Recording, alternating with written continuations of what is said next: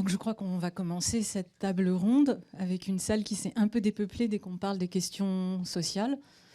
C'est le truc qui fait jamais plaisir, mais qui est quand même bien utile. Je voudrais tout d'abord remercier les adhérents du SCA qui m'ont aidé à préparer cette table ronde, à savoir Maya Affar, Gladys Marciano, Caroline Pochon et Raphaël Rivière. Voilà.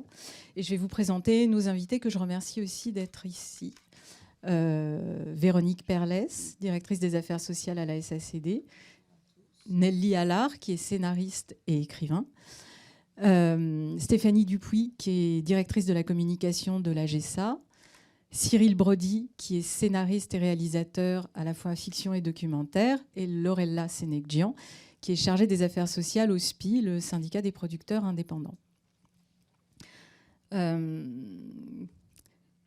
Il y a une chaise vide, réservée, comme vous avez pu le remarquer. On a désespérément tenté d'inviter Stéphane Kutniak, qui est plus précisément chargé des auteurs au cabinet du ministre de la Culture. Il y a une semaine, il nous a répondu que son emploi du temps était trop chargé, et puis c'était tout. Donc on ne l'a jamais rencontré, il nous a envoyé personne. Je me dis qu'il faut toujours espérer. Donc on garde la chaise, si jamais... Voilà, si jamais la porte s'ouvre et que tout à coup quelqu'un du ministère arrive. Mais en tout cas, on tenait vraiment à ce qu'il y ait quelqu'un qui soit là, venant du ministère de la Culture, et on est bien désolé qu'il n'y ait personne pour les représenter. Alors, le statut des auteurs, moi, ce que je trouve toujours formidable, c'est qu'en fait, on est souvent très mal informé soi-même de son statut, mais pas seulement soi-même, les autres aussi. C'est-à-dire quand je dois remplir des papiers ou que je dois expliquer ma situation, on me dit « vous êtes salarié, vous êtes indépendant ». Je ne sais jamais quoi mettre. Je ne suis pas indépendante, mais je ne suis pas non plus salariée. Et donc, je me retrouve à dire « mais je suis affiliée à la GESA ». Comme si c'était un Graal et comme si un architecte disait « mais j'ai la Sécu ». Et voilà, donc c'est... Surtout que c'est fini, voilà, on va tous être affiliés. En plus, j'aurais même plus ça à valoriser. Donc c'est vrai qu'il y a une vraie question de qu'est-ce qu'on est réellement. Question qui se pose, qu'on a posée ce matin aussi symboliquement, ce qu'on est par rapport à l'écriture dans un film. Enfin, j'ai l'impression qu'on la retrouve dans tous nos états, d'une certaine façon, cette question. Et je vais vous lire quelques extraits de l'interview d'un auteur connu et reconnu, qui n'est pas un auteur de cinéma, enfin qui est aussi un auteur de cinéma d'ailleurs, qui est aussi un auteur du livre, de la bande dessinée. Et vous allez voir que même les auteurs ne savent pas réellement où se mettre.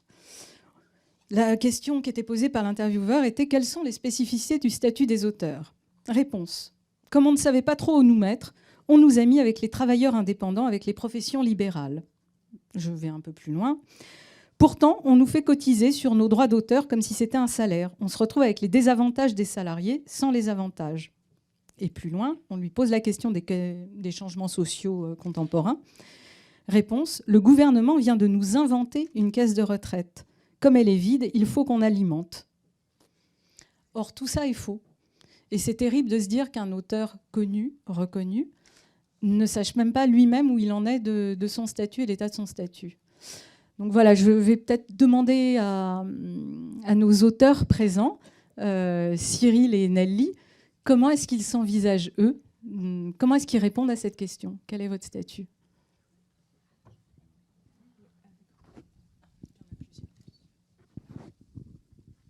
Vas-y, Nelly. Oui, le problème de ne pas rentrer dans les cases, c'est effectivement le gros problème. Moi, la manière dont j'ai ressenti vraiment j'ai été 10 ans salariée, 15 ans intermittente du spectacle, et je suis depuis une dizaine d'années auteur. Donc j'ai pu comparer un peu les différents régimes. Et c'est vrai que ce qui m'a le plus frappé, c'est la non-corrélation, enfin, que le fait de ne pas rentrer dans les cases est très pénalisant, notamment l'irrégularité des revenus. C'est-à-dire que, et surtout que le temps de travail est complètement décorrélé du moment où on touche les droits d'auteur. Et ça, c'est quelque chose qui n'est pas du tout pris en compte par l'administration en général, à l'exception des impôts, qui ont inventé l'article 100 bis, qui nous permet d'étaler nos revenus dans le temps, mais qui ne nous permet pas du tout, par exemple, si je publie un livre, je travaille 3 ans dessus, je ne pourrais cotiser, je ne peux pas surcotiser d'une année sur l'autre, c'est-à-dire étaler mes cotisations sociales. En sorte que, et je pense que le problème est un peu le même pour les scénaristes de cinéma, qui touchent une grosse partie, comme on l'a vu dans le livre, de leurs droits d'auteur au moment, par exemple, au premier jour de tournage. On peut avoir travaillé 3 ans sans gagner beaucoup d'argent, toucher tout la même année, parce qu'aussi on a une série qui a été diffusée, et à ce moment-là, on cotisera, là je parle uniquement de la Caisse nationale d'assurance vieillesse, on cotisera au minimum, au plafond, pardon, mais on ne pourra pas reporter ça ni sur les années précédentes, ni sur les années suivantes, ce qui fait qu'on aura une année, le salaire de référence au plafond, une année, et très peu les années suivantes ou précédentes. Et quand je suis allée, moi, exposer ça aux AGSA, on m'a dit, tout le monde sait que vous auriez dû laisser votre argent en dépôt chez votre éditeur et lui demander de vous verser juste le plafond de la Sécu par an, de manière à avoir droit à la retraite.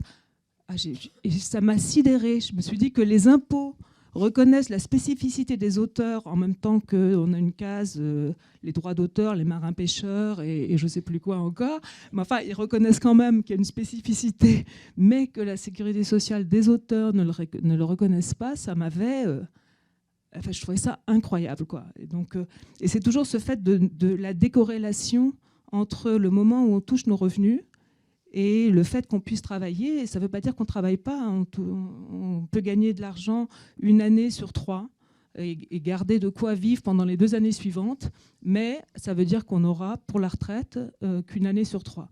Donc ça a été à l'origine de ma prise de conscience et de mon intérêt pour ces questions, parce que je me suis dit, c'est pas possible. Tant qu'à inventer un système pour les auteurs, inventons un système qui soit vraiment adapté à la situation des auteurs, à non seulement l'irrégularité des revenus, parce qu'il y a plein de professions dans lesquelles les revenus sont irréguliers, toutes les professions artistiques, y compris intermittents du spectacle, etc. Mais il y a peu de professions dans lesquelles les revenus soient tellement décalés dans le temps par rapport au temps réel de travail et ne soient pas du tout représentatifs. Enfin, le moment du versement des droits d'auteur est absolument indépendant et de la volonté et du travail d'un auteur. Oui. Moi, je sais que dans mon... Alors moi, j'ai souvent l'impression d'avoir plusieurs statuts et de les mélanger ou qui se mélangent malgré moi. C'est-à-dire que je suis scénariste, donc effectivement, je suis affilié à l'AGSA. Ça m'a pris du temps avant de comprendre qu'il fallait l'être et puis de savoir dans quelles conditions il fallait le faire. Je suis réalisateur, donc du coup, je peux dépendre par moment de l'intermittence, mais pas toujours, parce que évidemment, quand on est réalisateur, on ne fait pas forcément un film par an, ni un film tous les 2 ans. Je suis maintenant micro-entrepreneur parce que je fais aussi des choses qui passent par ce statut-là. Et puis j'en ai un 4e, je sais plus. Les intervenants dans une école. Alors ça correspond à rien parce que ça génère pas d'heures pour l'intermittence. Et voilà, c'est une sorte de statut un peu bâtard. Et donc on tresse un peu ces 4 choses à la fois. Et moi j'ai mis du temps aussi à intégrer le fait que j'étais scénariste alors que je n'étais pas forcément payé pour le faire. Et pendant longtemps, je me disais, si t'écris... Et d'ailleurs, mon premier documentaire était posé vraiment cette question-là pour moi-même. C'était, si j'écris des scénarios qui ne se tournent pas et si je ne suis pas payé pour écrire, est-ce que je suis scénariste ? Et quand j'ai adhéré au SCA il y a 1 an et demi, quelqu'un a dit à un moment donné, c'est quoi le nombre de films tournés par rapport au nombre de films écrits pour un scénariste ? Et on m'a dit 1 sur 5. Et ça m'a soulagé. Je me suis dit, finalement, je suis dans une bonne statistique globalement. Par rapport à ce que j'ai engagé. Mais par contre, cette question du rapport entre l'argent et le travail est tellement étrange, en fait. Moi, j'ai un problème avec ça, mais alors je pense que ça ne nous aide pas, en fait, ces conditions de travail, parce que mon premier film, je pense que j'ai touché de l'argent au bout de probablement 2 années de travail. Et à l'époque, j'avais touché une option, je pense que ça devait être 1/4, ça devait être quelque chose comme 20 000 €, le salaire total sur le scénario, on était 2. On était 3, mais je pense que sur la première deal, c'était 2.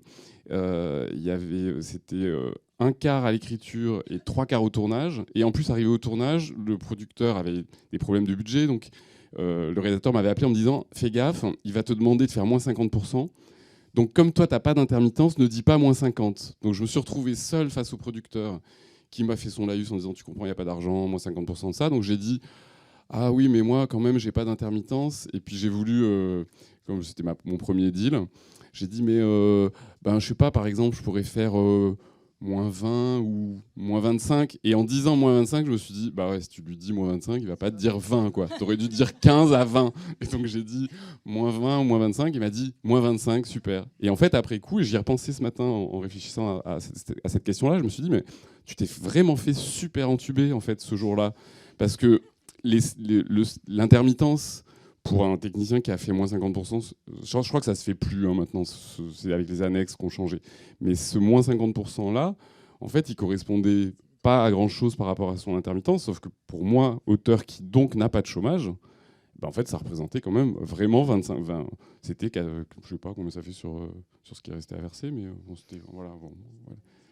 Oui, c'est ça, ça devait être. C'était un même plus, il me restait 15 000. Oui, c'était quand même un gros sacrifice. Et cette question-là de la valeur de l'argent et comment elle circule. Quand arrive l'argent par rapport à notre temps de travail et ce qu'on met dessus, est vraiment très très complexe.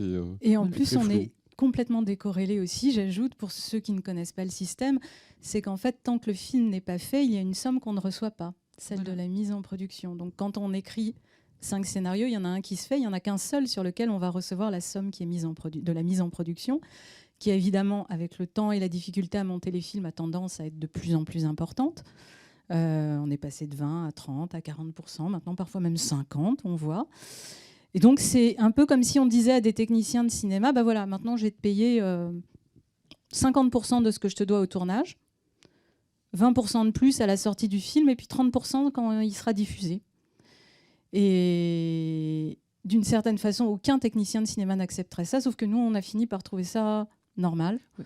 Et c'est aussi un des problèmes qu'on peut soulever dans notre statut. On ne sait pas où on est, mais on accepte aussi des choses que d'autres corps de métier n'accepteraient pas, du coup. Sans compter que tous nos interlocuteurs sont, eux, salariés.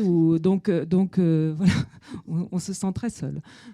Mais je vais demander peut-être, parce qu'il y a sûrement des gens dans la salle, à Véronique Perlès de nous faire un petit point sur ce qu'est le statut docteur actuellement. Parce que je pense que c'est important de le préciser par rapport au petit texte que j'ai lu. Nous sommes au régime général, donc effectivement, on n'est pas des indépendants. Et nos caisses de retraite, elles existent depuis les années 60, ce qui ignorait manifestement cet auteur que j'ai cité. Et je voudrais qu'elle nous fasse un point, parce que même chez les scénaristes, parfois, il y a une vraie incompréhension de là où on est. Voilà, donc Véronique, je te laisse la parole. Il y a beaucoup d'auteurs dans la salle ?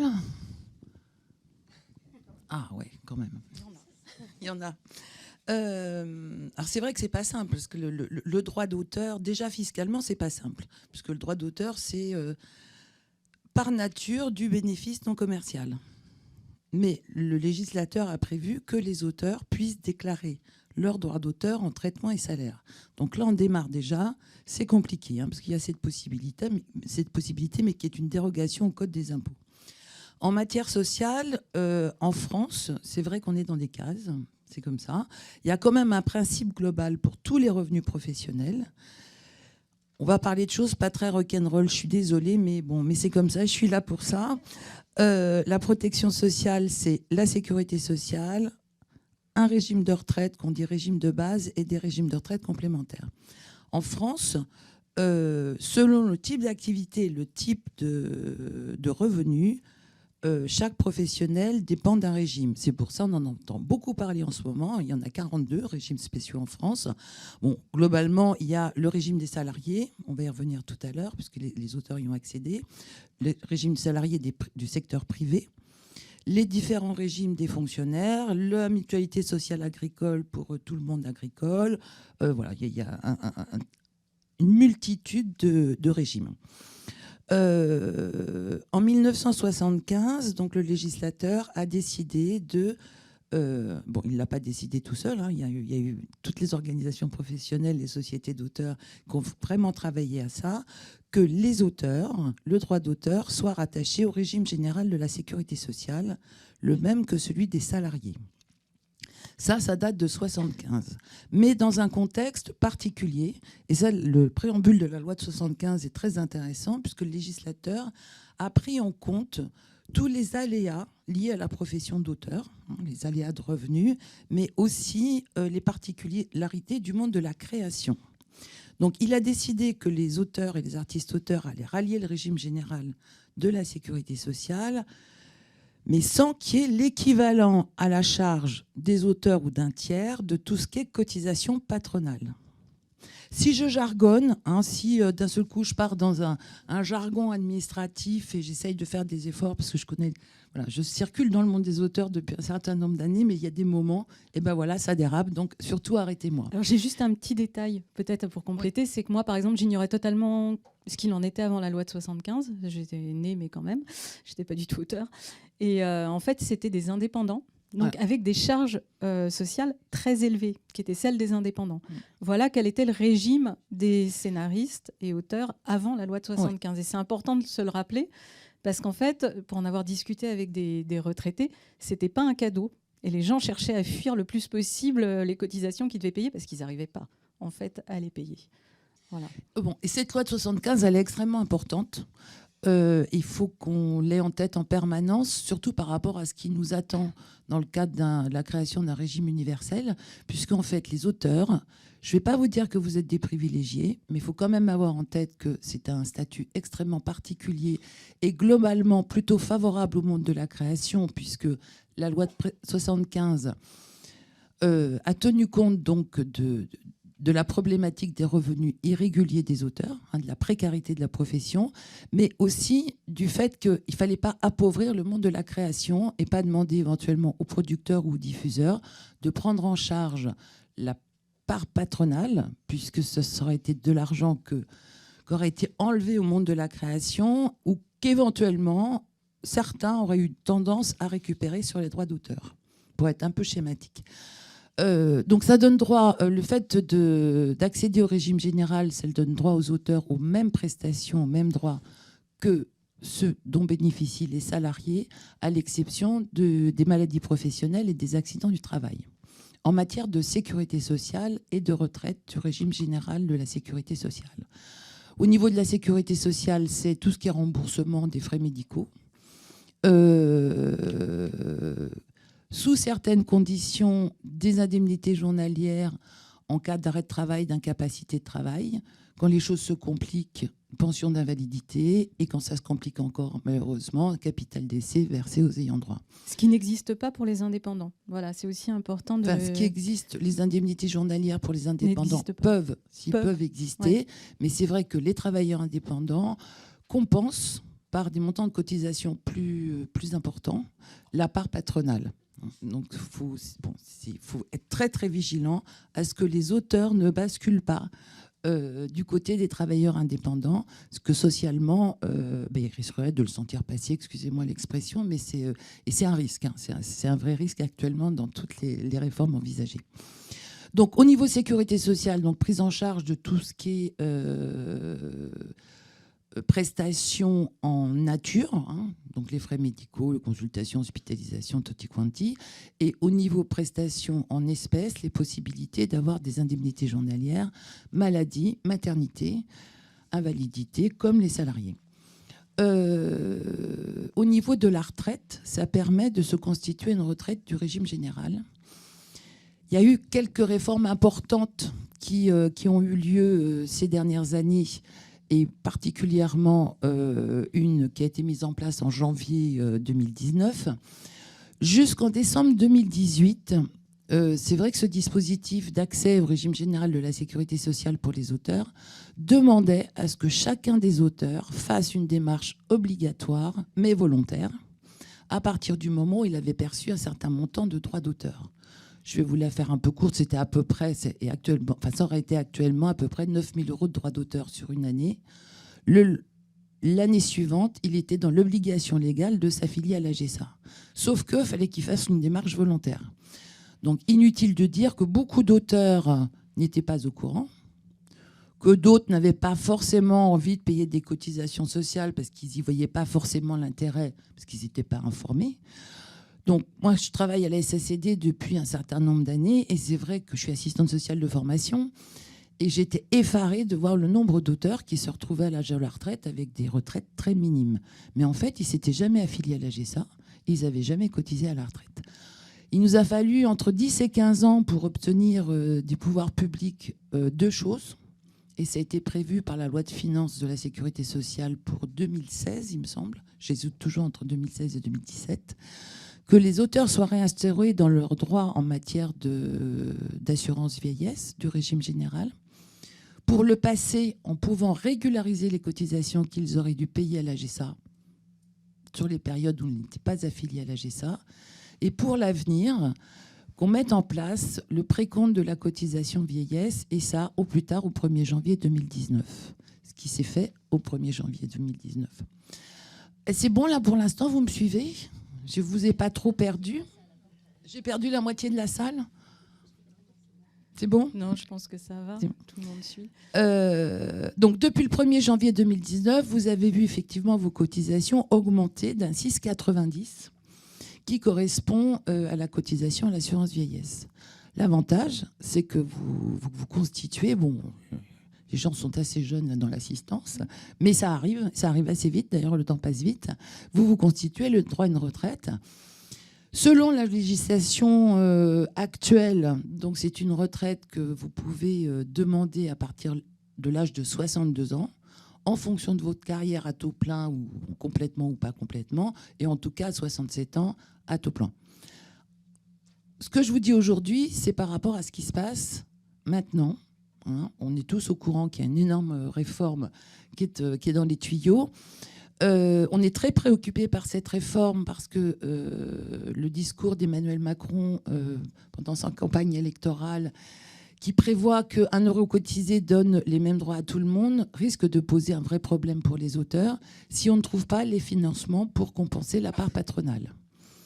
C'est-à-dire qu'il faudrait trouver au moins 10% du montant des revenus en plus pour pouvoir compenser cette part patronale dans le cadre de la mise en place d'un régime universel. Bon, on s'y emploie, les pouvoirs publics ont bien en tête qu'il y a un vrai problème pour les auteurs. On doit être, et on sera ensemble d'ailleurs ce jour-là, oui. Vos représentants doivent être reçus début mai par le Haut Commissariat aux retraites.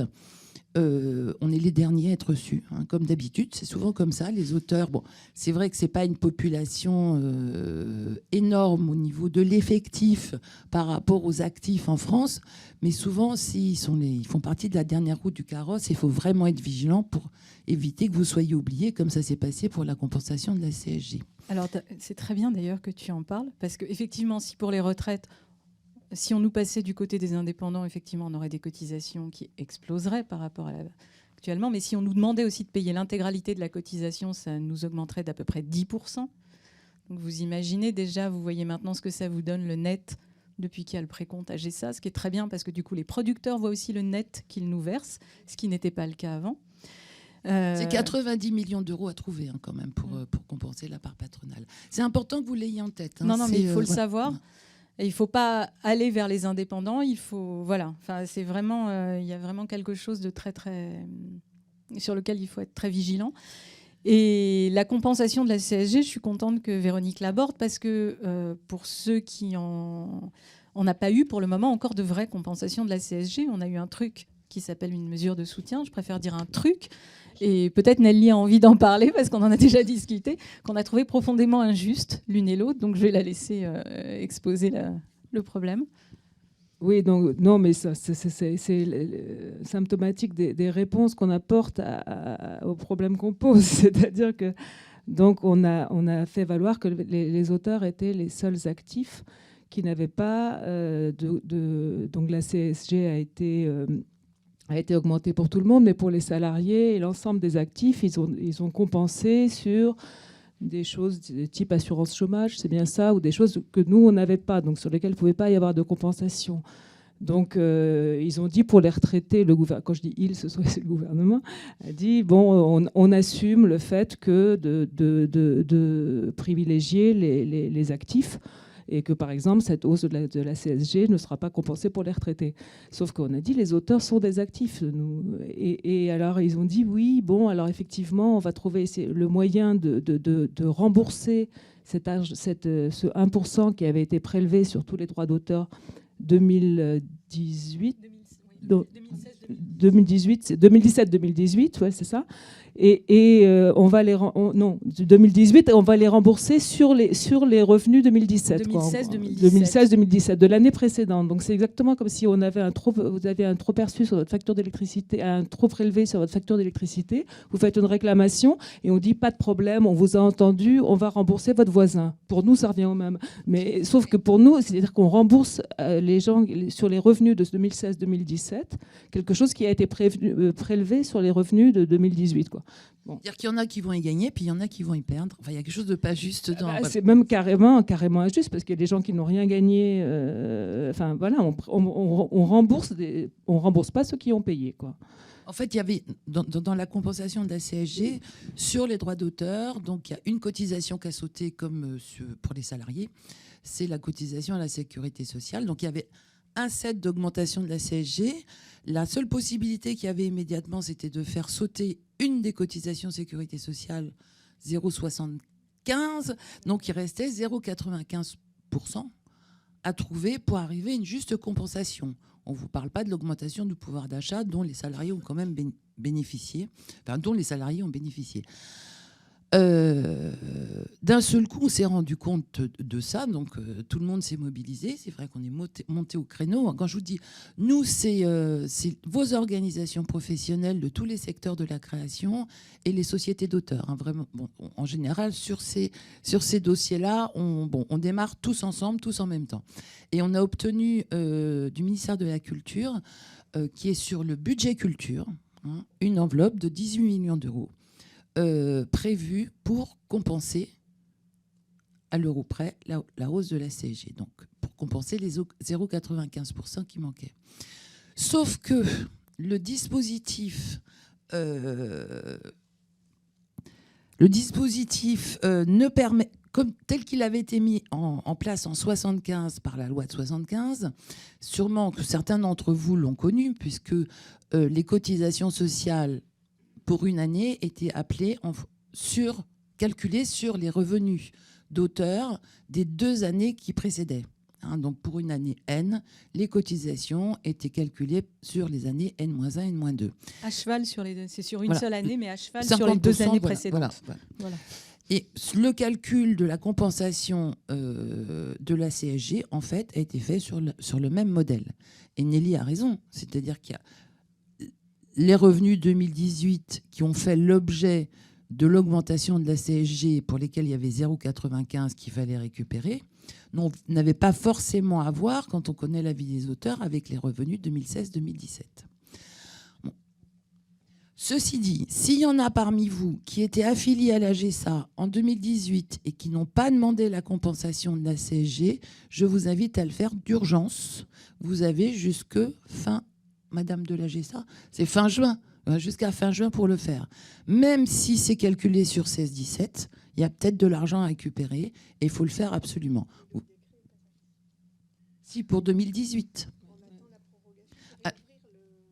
Non.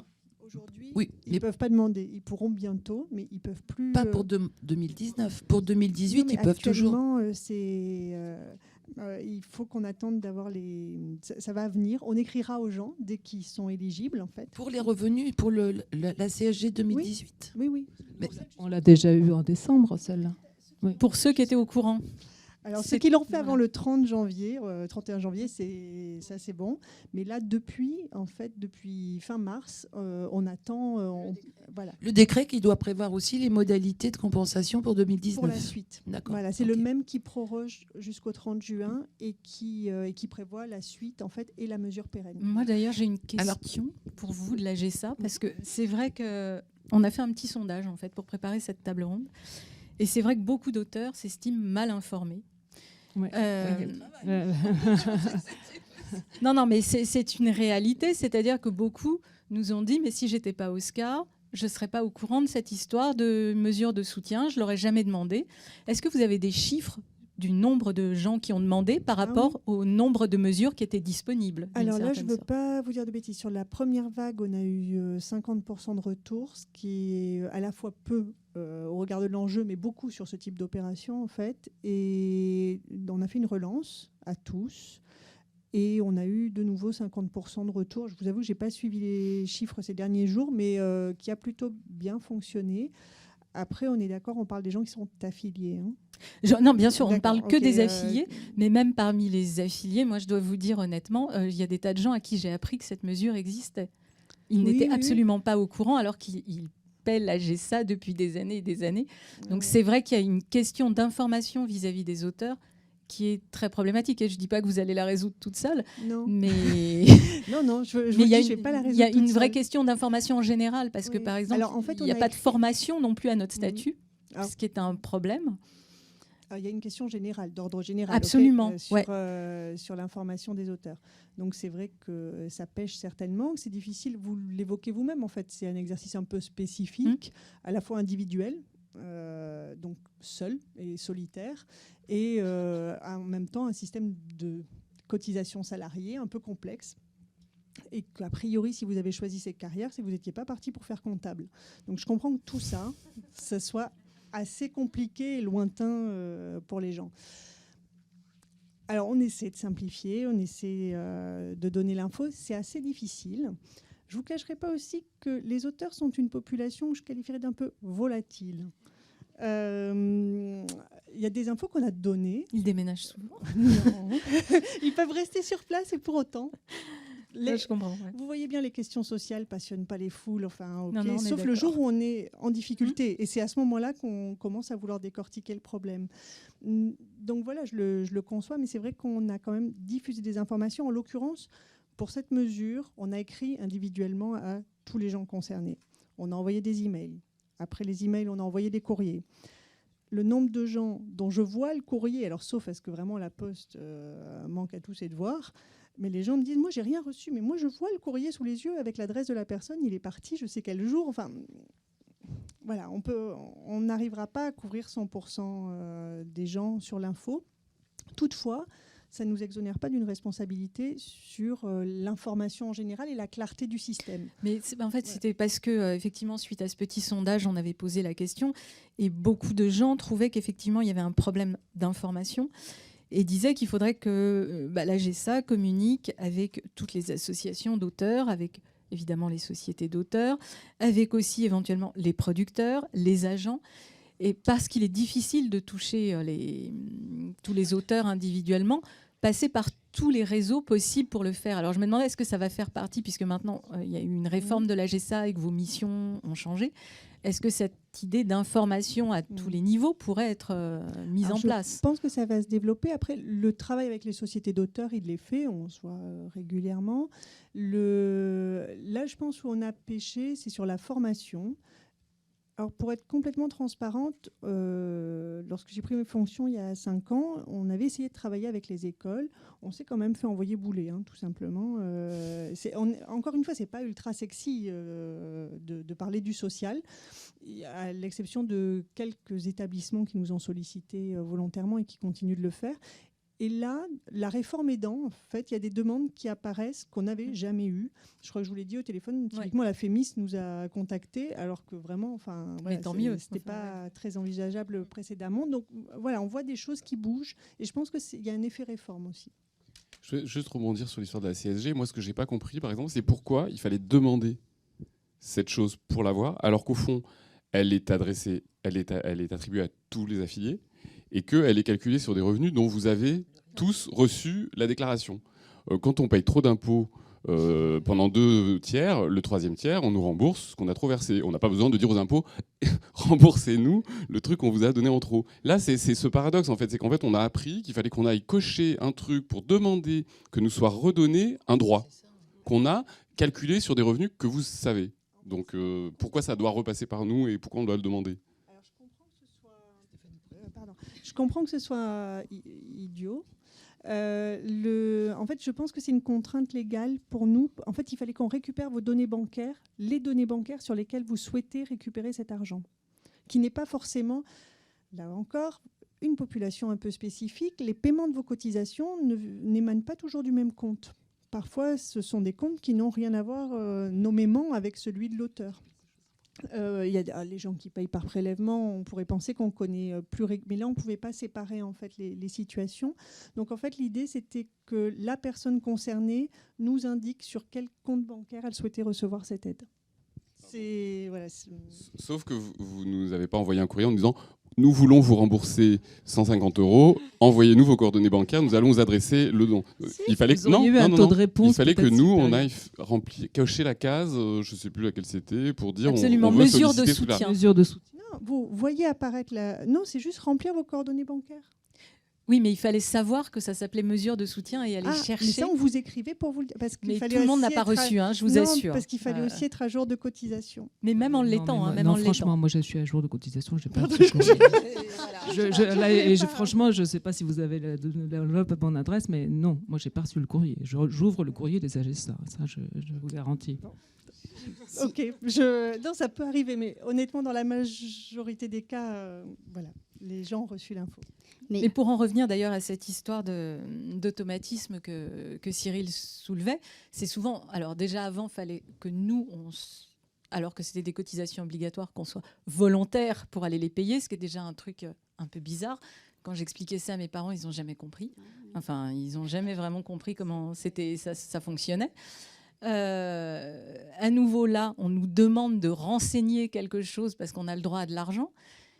Et avec la réforme de la GESA, maintenant qu'on va basculer vers la COSURSAF, je vois que quand on cumule diverses sources de revenus, entre autres du droit d'auteur et du salaire, alors vous étiez renseigné sur les salaires qu'on touchait, donc ça permettait de compléter ce qu'on avait en droit d'auteur qu'on déclarait. Maintenant, avec le système à COSURSAF, ce sera à nous, finalement, si j'ai bien compris, de prouver ce qu'on a gagné en salaire et qui pourrait nous mener au plafond de la Sécu. Pas de prouver, mais d'indiquer, oui. Voilà. Alors, est-ce que tout le monde est au clair par Oui. Alors, oui, justement, moi, je te passe juste dire que quand même, puisqu'on tape sur les AGSA, on va continuer, hein, mais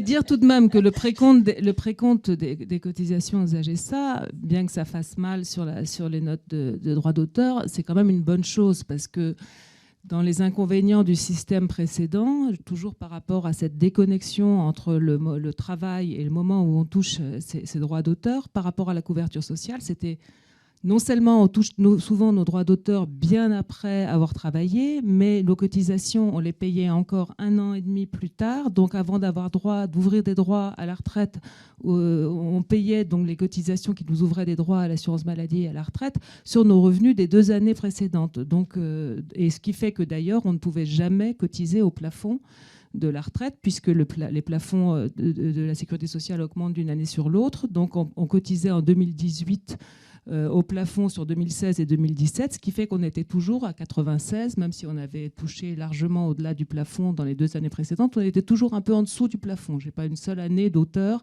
qui soit à 100%. C'était impossible d'avoir une année au plafond de la sécurité sociale parce qu'on cotisait sur les 2 années précédentes.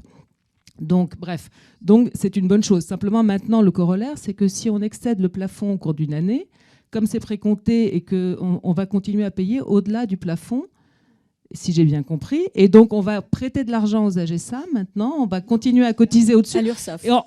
Tout en nous refusant toujours, ce qui est mon dada, le droit de surcotiser l'année précédente. Encore une fois, si je gagne rien l'année précédente, ça fait rien. J'aurais avancé l'argent, mais on me le rendra l'année suivante. Et si je gagne rien l'année suivante, je pourrais pas dire, s'il vous plaît, est-ce que je peux cotiser cette année-là aussi? Donc on perd quand même sur tous les tableaux. Vous noircissez le tableau. Vous ne nous prêtez pas l'argent à nous. Pour le coup, vous allez le prêter à l'URSSAF. Mais c'est l'opérateur qui change le système. Mais en fait, c'est vrai, ça va être un mécanisme un peu plus compliqué. C'est que, donc, je crois que ce que voulait évoquer Madame Perles, c'est qu'en fait, donc, je ne sais pas si vous savez, mais pour la vieillesse plafonnée, comme son nom l'indique, elle est plafonnée. Donc, vous ne payez plus la cotisation au-delà de 40 524 €. C'est-à-dire, si vous avez gagné 100 000 €, vous ne cotisez que sur la base de 40 524. Cette année, ça augmente tous les ans aussi. Donc, si vous avez des salaires à côté, ils viennent contribuer à alimenter ces 40 524. nous avions connaissance de ces éléments de salaire puisque nous les récupérions auprès de la CNAV. Caisse nationale d'assurance vieillesse. L'URSSAF n'aura pas ces éléments. Voilà. Alors là, je vous avoue que la raison m'est inconnue, je sèche, mais je me suis renseignée, donc c'est pas juste cette année. Voilà, l'URSSAF n'aura pas connaissance de ces éléments. Donc il vous appartiendra. Alors si vous avez un seul diffuseur, en fait, lui, il peut voir si vous rémunère au-dessus de ces 40 524 et il arrête de précompter la vieillesse au-delà. Oui, quand vous avez... Non, en fait, j'allais dire, pour les scénaristes, c'est assez rare. Pour les réalisateurs, c'est effectivement possible parce que, voilà, si vous faites un film. Mais pour un scénariste, c'est rare, effectivement, qu'on ait le même, même sur les droits de diff, parce qu'en cinéma, la valeur minutaire est bien moindre quand elle est... Donc, pour nous, c'est très, très rare en cinéma. Si ça se présentait... Là, il lui appartient d'arrêter de précompter au-delà de cette somme. En revanche, voilà, en règle générale, vous aurez sûrement plusieurs diffuseurs qui n'ont pas connaissance des autres versements. Donc, vous serez précompté à chaque fois, c'est vrai, trop, au-delà du plafond. Et il vous appartiendra de signifier ça lors de la validation de votre déclaration pré-remplie pour avoir le remboursement. Et en fait, le remboursement n'interviendra de manière automatique que si c'est entièrement, enfin s'il n'y a pas de salaire, mais s'il y a des salaires qui viennent alimenter, il faudra en faire une demande volontaire. Alors attendez, on va reprendre un peu pour vous expliquer comment ça va se passer. Non, mais, excusez-moi, mais moi il y a quand même quelque chose qui me choque. Pourquoi ? Parce qu'en fait, je ne venais pas du tout du secteur de l'audiovisuel, et donc quand je suis arrivée, j'ai découvert l'intermittence, j'ai découvert les auteurs, les scénaristes, etc. Les intermittents sont aussi une population volatile. Il y a quand même des systèmes qui s'appellent audience, avec lesquels on a quand même beaucoup d'informations. Et moi, ce que je ne comprends pas, c'est quand je suis allée à la pêche aux infos sur ce qu'était un scénariste, ce qu'était un auteur, etc., et que je suis rentrée dans le système de l'AGESA, des AGESA, de l'IRSEC, j'ai fait « waouh, c'est compliqué, quoi ». Et en fait, je me dis, et là, les chiffres, je ne sais plus qui l'a donné, de 50% des gens ont obtenu la compensation de la CSG. Enfin, pour moi, ce n'est pas normal. Après, attention, je n'incrimine personne, mais je trouve aussi que je mets en regard ça avec les mesures du fonds PEPS qui existent aujourd'hui. C'est des aides financières pour les entreprises qui engagent des intermittents et des permanents, etc. On va à la pêche aux infos pour obtenir les informations. Pour moi, le ministère de la Culture aussi doit faire un travail. Ils prennent des mesures de compensation. Le ministère de la Culture doit faire un travail de communication auprès de tous les auteurs. On arrive à hacker des sites internet de la NASA, il ne faut pas me faire croire qu'on n'arrive pas à avoir non mais voilà, au moins les adresses mail des gens.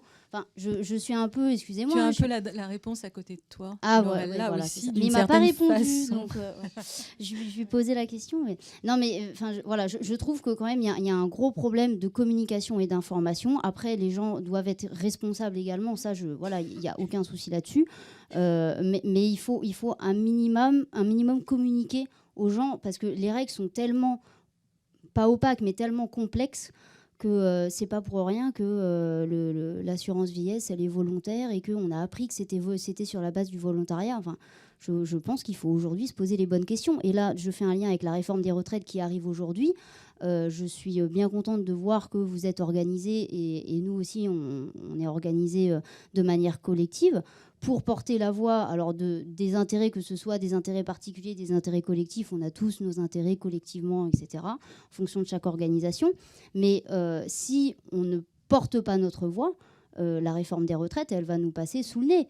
Et aujourd'hui, pour avoir participé aussi aux concertations sur l'assurance chômage des intermittents, au nom en tout cas du secteur de la culture, on nous dit on va se concerter, on va vous écouter, mais en fait, on voit le document, on dit mais c'est pas du tout ce qu'on vous a dit. Donc en plus, on nous appelle, on nous dit on vous invite, et finalement on fait pas ce que vous venez de nous dire. Donc moi, sincèrement, il ne faut absolument pas louper ce rendez-vous, si on peut parler de rendez-vous. Pardon. Hein. Mais d'ailleurs, je remercie Laurella de son intervention. Et quand on s'est parlé avant la table ronde, elle a lu l'ouvrage que vous avez peut-être lu aussi, qu'on a co-signé, Oscar, en me disant, mais pour moi qui viens du droit du travail, c'est un paquet d'aberrations. Et je pense qu'on ne s'en rend pas compte parfois. Le fait qu'on commence tous à travailler sans avoir signé de contrat et que ça nous semble normal, par exemple. On met des mois avant de signer nos contrats d'auteur et on commence à travailler, on n'est pas payé. si jamais le truc ne se signe jamais, on aura travaillé pour rien. Et en fait, on a pris ces habitudes, et moi avec, je m'en exclus pas du tout. Et du coup, c'est bien parfois d'avoir un regard comme ça qui arrive de l'extérieur et qui nous dit, mais qu'est-ce que c'est que ce truc ? Ces cotisations auxquelles vous devez cotiser par vous-même, enfin en allant chercher vous-même où vous devez cotiser. Et maintenant, alors qu'il y avait ce truc qui fonctionnait quand même de la déclaration des salaires pour la GESA et qui nous permettait de calculer l'atteinte du PASS, on nous dit ça va plus être possible. Ce sera à vous de calculer. Alors déjà, effectivement, vous avez raison, on est assez volatile et on ne sait pas très bien compter. Mais en plus, on nous demande finalement encore plus de compter qu'un salarié habituel, quoi. C'est assez incroyable. C'est cette situation particulière entre l'exercice indépendant et en fait des cotisations de salariés et une protection sociale de salariés. Et c'est vrai que je comprends sincèrement que ce soit compliqué. Vraiment, sur la déclaration qui va se faire auprès de l'URSSAF, je peux vraiment rien vous dire de plus. Non, j'espérais une bonne nouvelle de votre part. Je suis désolée. En plus, je l'ai su ce matin parce qu'il a fallu que j'aille un peu à la pêche aux infos pour en être sûre. Mais donc non, ce ne sera pas intégré. Jamais. Alors, il ne faut jamais dire jamais. Je pense que peut-être il faudra travailler les choses. Oui, parce qu'en fait, les informations qu'on avait eues par rapport à ça, d'abord, pour répondre à madame, c'est vrai que tout ce qui a bougé pour le statut social des auteurs depuis sa création, depuis les années 60, création des régimes de retraite complémentaires, ça a été la volonté des auteurs et des organisations professionnelles. C'est-à-dire que ça a tout le temps été un combat pour aboutir au statut qu'on connaît aujourd'hui, qui existe tout de même, parce qu'en plus du régime de base, il y a 2 régimes de retraite complémentaires qui sont extrêmement intéressants, qui sont gérés par l'IRSEC, le RACD et le RAP, avec des taux de rendement 1 à 10 et l'autre en dessous de 10, ça veut dire taux de rendement d'un régime de retraite complémentaire. Pour être schématique, c'est le nombre d'années qu'il va falloir pour être remboursé de toutes les cotisations que vous aurez versées au cours de votre carrière. Il y en a un qui a 9 ans, donc il faut toucher sa retraite pendant 9 ans pour être remboursé, l'autre est à 10 ans. Dans le secteur du salariat, c'est une vingtaine d'années. Donc ce sont des régimes qui ont été créés par les auteurs, avec eux qui sont gérés par des conseils d'administration d'auteurs. Et il y a une vigilance absolue sur le taux de rendement, sur le taux de cotisation, sur les placements financiers et tout, avec des réserves qui ont été constituées à peu près de 20 ans. C'est-à-dire que si aujourd'hui tout s'arrête, il n'y a plus de cotisation, tout s'arrête, ils peuvent assurer, pour les gens qui bénéficient déjà des retraites, 20 ans de retraite, ce qui est absolument énorme et ce qui n'existe nulle part ailleurs. Et là aussi, on est extrêmement vigilant par rapport à la réforme et le régime universel, parce que ces réserves, elles appartiennent aux auteurs. C'est les cotisations des auteurs. Donc, pour vous dire qu'effectivement, c'est toujours les auteurs qui se mobilisent pour faire avancer les choses. Ils sont accompagnés par des gens comme moi, moi, je suis salariée de la SACD. Bon, voilà, j'ai une expertise en tant qu'assistante sociale. Bon, je connais quand même bien tout le secteur social, mais ça vient toujours des auteurs. Sur la communication, je peux vous dire que la GESA, on ne les laisse pas beaucoup tranquilles. On les persécute quasiment. Mais là, quand même, je vais voler au secours de Stéphanie. C'est extrêmement difficile d'informer les auteurs sur ce type de sujet. Ça fait 20 ans que je travaille sur le sujet. Mon premier article dans le journal des auteurs, ça fait même plus de 20 ans, c'était en 96. J'arrivais à la SACD, je comprenais rien au statut des auteurs. J'ai mis un temps pas possible à comprendre. Quand en plus ils étaient salariés, les réalisateurs par exemple, ça devenait extrêmement compliqué. Voilà. Et mon premier article, c'est en 96, où je n'ai cessé de dire pendant toutes ces années aux auteurs, affiliez-vous, affiliez-vous, affiliez-vous, dans toutes les réunions d'information, dans tous les articles sur le site de la SACD. Et il y en a plein qui ne sont pas affiliés. Parce que ce n'est pas l'urgence. Parce que votre urgence, c'est d'écrire, c'est de signer des contrats, c'est de diffuser, c'est de faire des œuvres. Et souvent, c'est quand on arrive au moment de la retraite, par là, on commence à y penser à 55 ans, par là, que d'un seul coup, on se rend compte de la catastrophe. Mais c'est très, très difficile d'informer les auteurs et de les amener à faire les démarches. C'est pas un reproche, hein, parce que c'est comme ça qu'on vous aime. Il n'y a pas de souci, mais c'est quand même une réalité. Mais au-delà de ça, je pense qu'il y a réellement aussi, ça sera l'objet d'une table ronde demain à laquelle je vous conseille de venir, un problème de rémunération des auteurs, qui est un vrai problème. C'est-à-dire que si on prenait le super salaire, par exemple, d'un chef op ou d'un chef déco, avec les charges salariales, les charges patronales ajoutées, il coûte beaucoup plus cher à un producteur qu'un scénariste. En fait, nous, on se contente finalement de ce net qu'on nous donne, sans se poser la question de si on y réfléchissait, on devrait inclure une part pour les périodes où on ne peut pas travailler, une part pour les périodes de coup dur, etc. Et ça augmenterait réellement le prix des scénarios. Le prix des scénarios n'est absolument pas encadré. Donc on se retrouve finalement avec un net qui nous convient pour vivre, ou à peu près, ça dépend.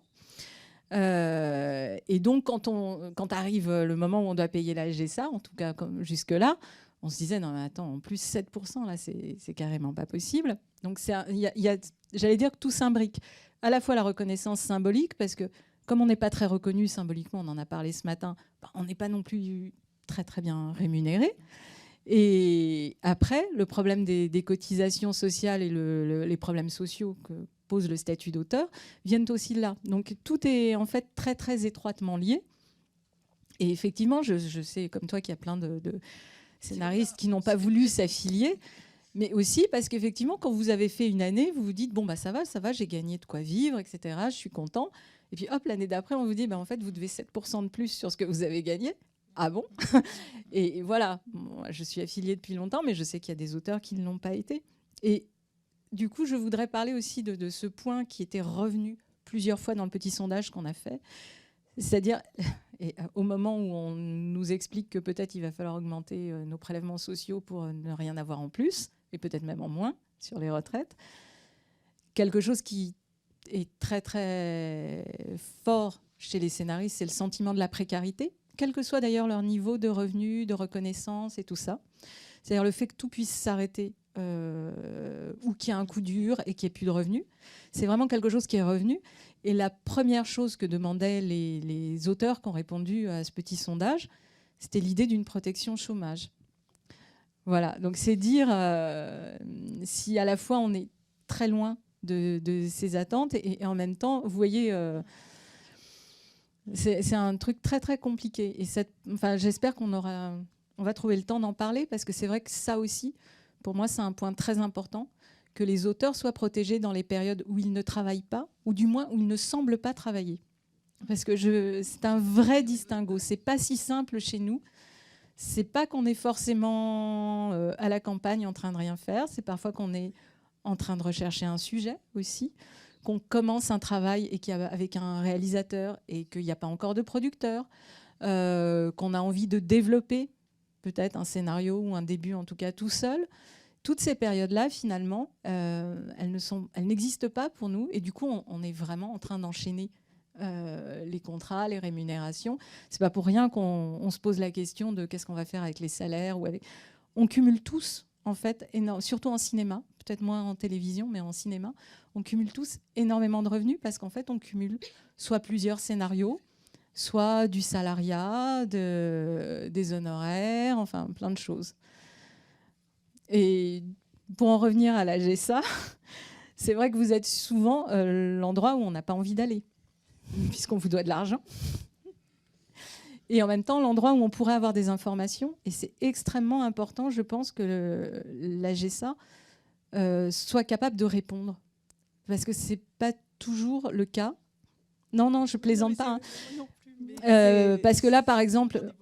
Voilà, y a une vraie mission d'information qui est nécessaire, qu'on n'a pas toujours.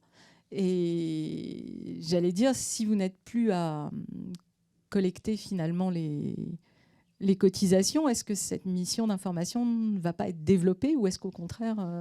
Alors, la réforme prévoit en effet que ça reste de nos missions, l'information des auteurs. Après, la réforme a aussi prévu qu'on nous enlève le staff. Donc, on passe de 90 à 20. Voilà.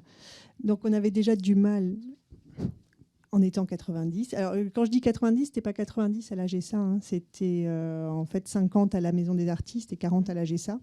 Et donc, ce sera 20 au total pour gérer les affiliations de tout le monde, etc. Donc, voilà, je n'ai pas envie de faire de promesses qu'on ne saurait pas tenir. Après, les pouvoirs publics nous ont dit que peut-être on pourrait réajuster en fonction de la réalité du travail à faire qui aujourd'hui n'est pas forcément bien matérialisé, comptabilisé. Mais aujourd'hui, nos difficultés, on sait qu'on n'est pas très bon sur tout ce qui s'appelle front office, hein, réponse au téléphone, aux mails, etc. Tout simplement parce qu'on a de gros volumes à traiter avec des équipes toutes petites. Et en effet, ça prend du temps, c'est compliqué. En plus, c'est un matériau, encore une fois, pas très sexy, assez complexe, avec des gens qui arrivent à nous souvent en situation de panique, donc pas forcément ouverts aux explications tout de suite. Donc c'est vrai que voilà, le système est très perfectible. Voilà, on va le dire comme ça. J'espère pour autant qu'on aimerait pouvoir développer en tout cas une information de premier niveau. Que les gens aient déjà quelques bases pour comprendre le système. Vous le disiez vous-même, vous cumulez plein de statuts, c'est assez compliqué, mais c'est aussi c'est le revers de la médaille. C'est-à-dire que ce statut, il présente l'immense avantage de pouvoir être cumulé avec n'importe quelle autre activité. C'est assez rare. Il n'y a pas beaucoup d'autres statuts comme ça qui peuvent être cumulés avec la fonction publique, par exemple. Donc c'est vrai que il y a à chaque fois le revers de la médaille, c'est ça, c'est que ça vous oblige ou enfin je pense davantage que c'est la dimension économique que vous évoquiez qui vous oblige à ça. Ça tout part de là, en fait. Oui, et je pense... Non, mais vous avez raison de dire qu'il peut se cumuler à d'autres statuts. Aussi, je pense, parce que c'est un statut d'auteur, d'artiste, d'auteur, et que c'est comme... Et ça revient aussi à notre connaissance de métier. C'est comme si on nous disait, voilà, vous faites un à côté, d'une certaine façon. Non, mais c'est pas faux. Oui. Moi, quand je dis que je suis scénariste, on me dit non, mais ton vrai métier. En gros, il y a un peu ce côté-là. Ou alors, les gens pensent que si je suis scénariste, je suis intermittente. C'est le truc. Si c'est vraiment mon métier, alors je suis intermittente. Et sinon, c'est un à côté. Or, c'est pas du tout un à côté, surtout chez les scénaristes. C'est un vrai métier. Et du coup, on a une espèce de statut incomplet. En tout cas, on le ressent comme tel, qui certes peut se jumeler avec des tas d'autres statuts sociaux, mais plutôt comme un petit statut annexe et pas un statut fondamental. Et c'est presque ça dont on, entre guillemets, souffre tous, c'est qu'on a toujours l'impression de quelque chose d'incomplet dans notre statut. Oui, alors là, je ne pourrais pas vous répondre sur... alors c'est un régime très identitaire, pour autant. Pardon, ça avait été étudié dans un rapport IGAS-IGAC. Et vous l'évoquiez d'ailleurs vous-même en disant tout au début, la première chose que je pouvais dire, c'est que je suis affiliée à la GESA. Ouais. Comme un statut en soi, voilà. Je suis auteur. Donc en effet, aujourd'hui, ça peut se cumuler avec beaucoup d'activités. C'est le cas dans votre secteur plus particulièrement, mais dans plein d'autres secteurs.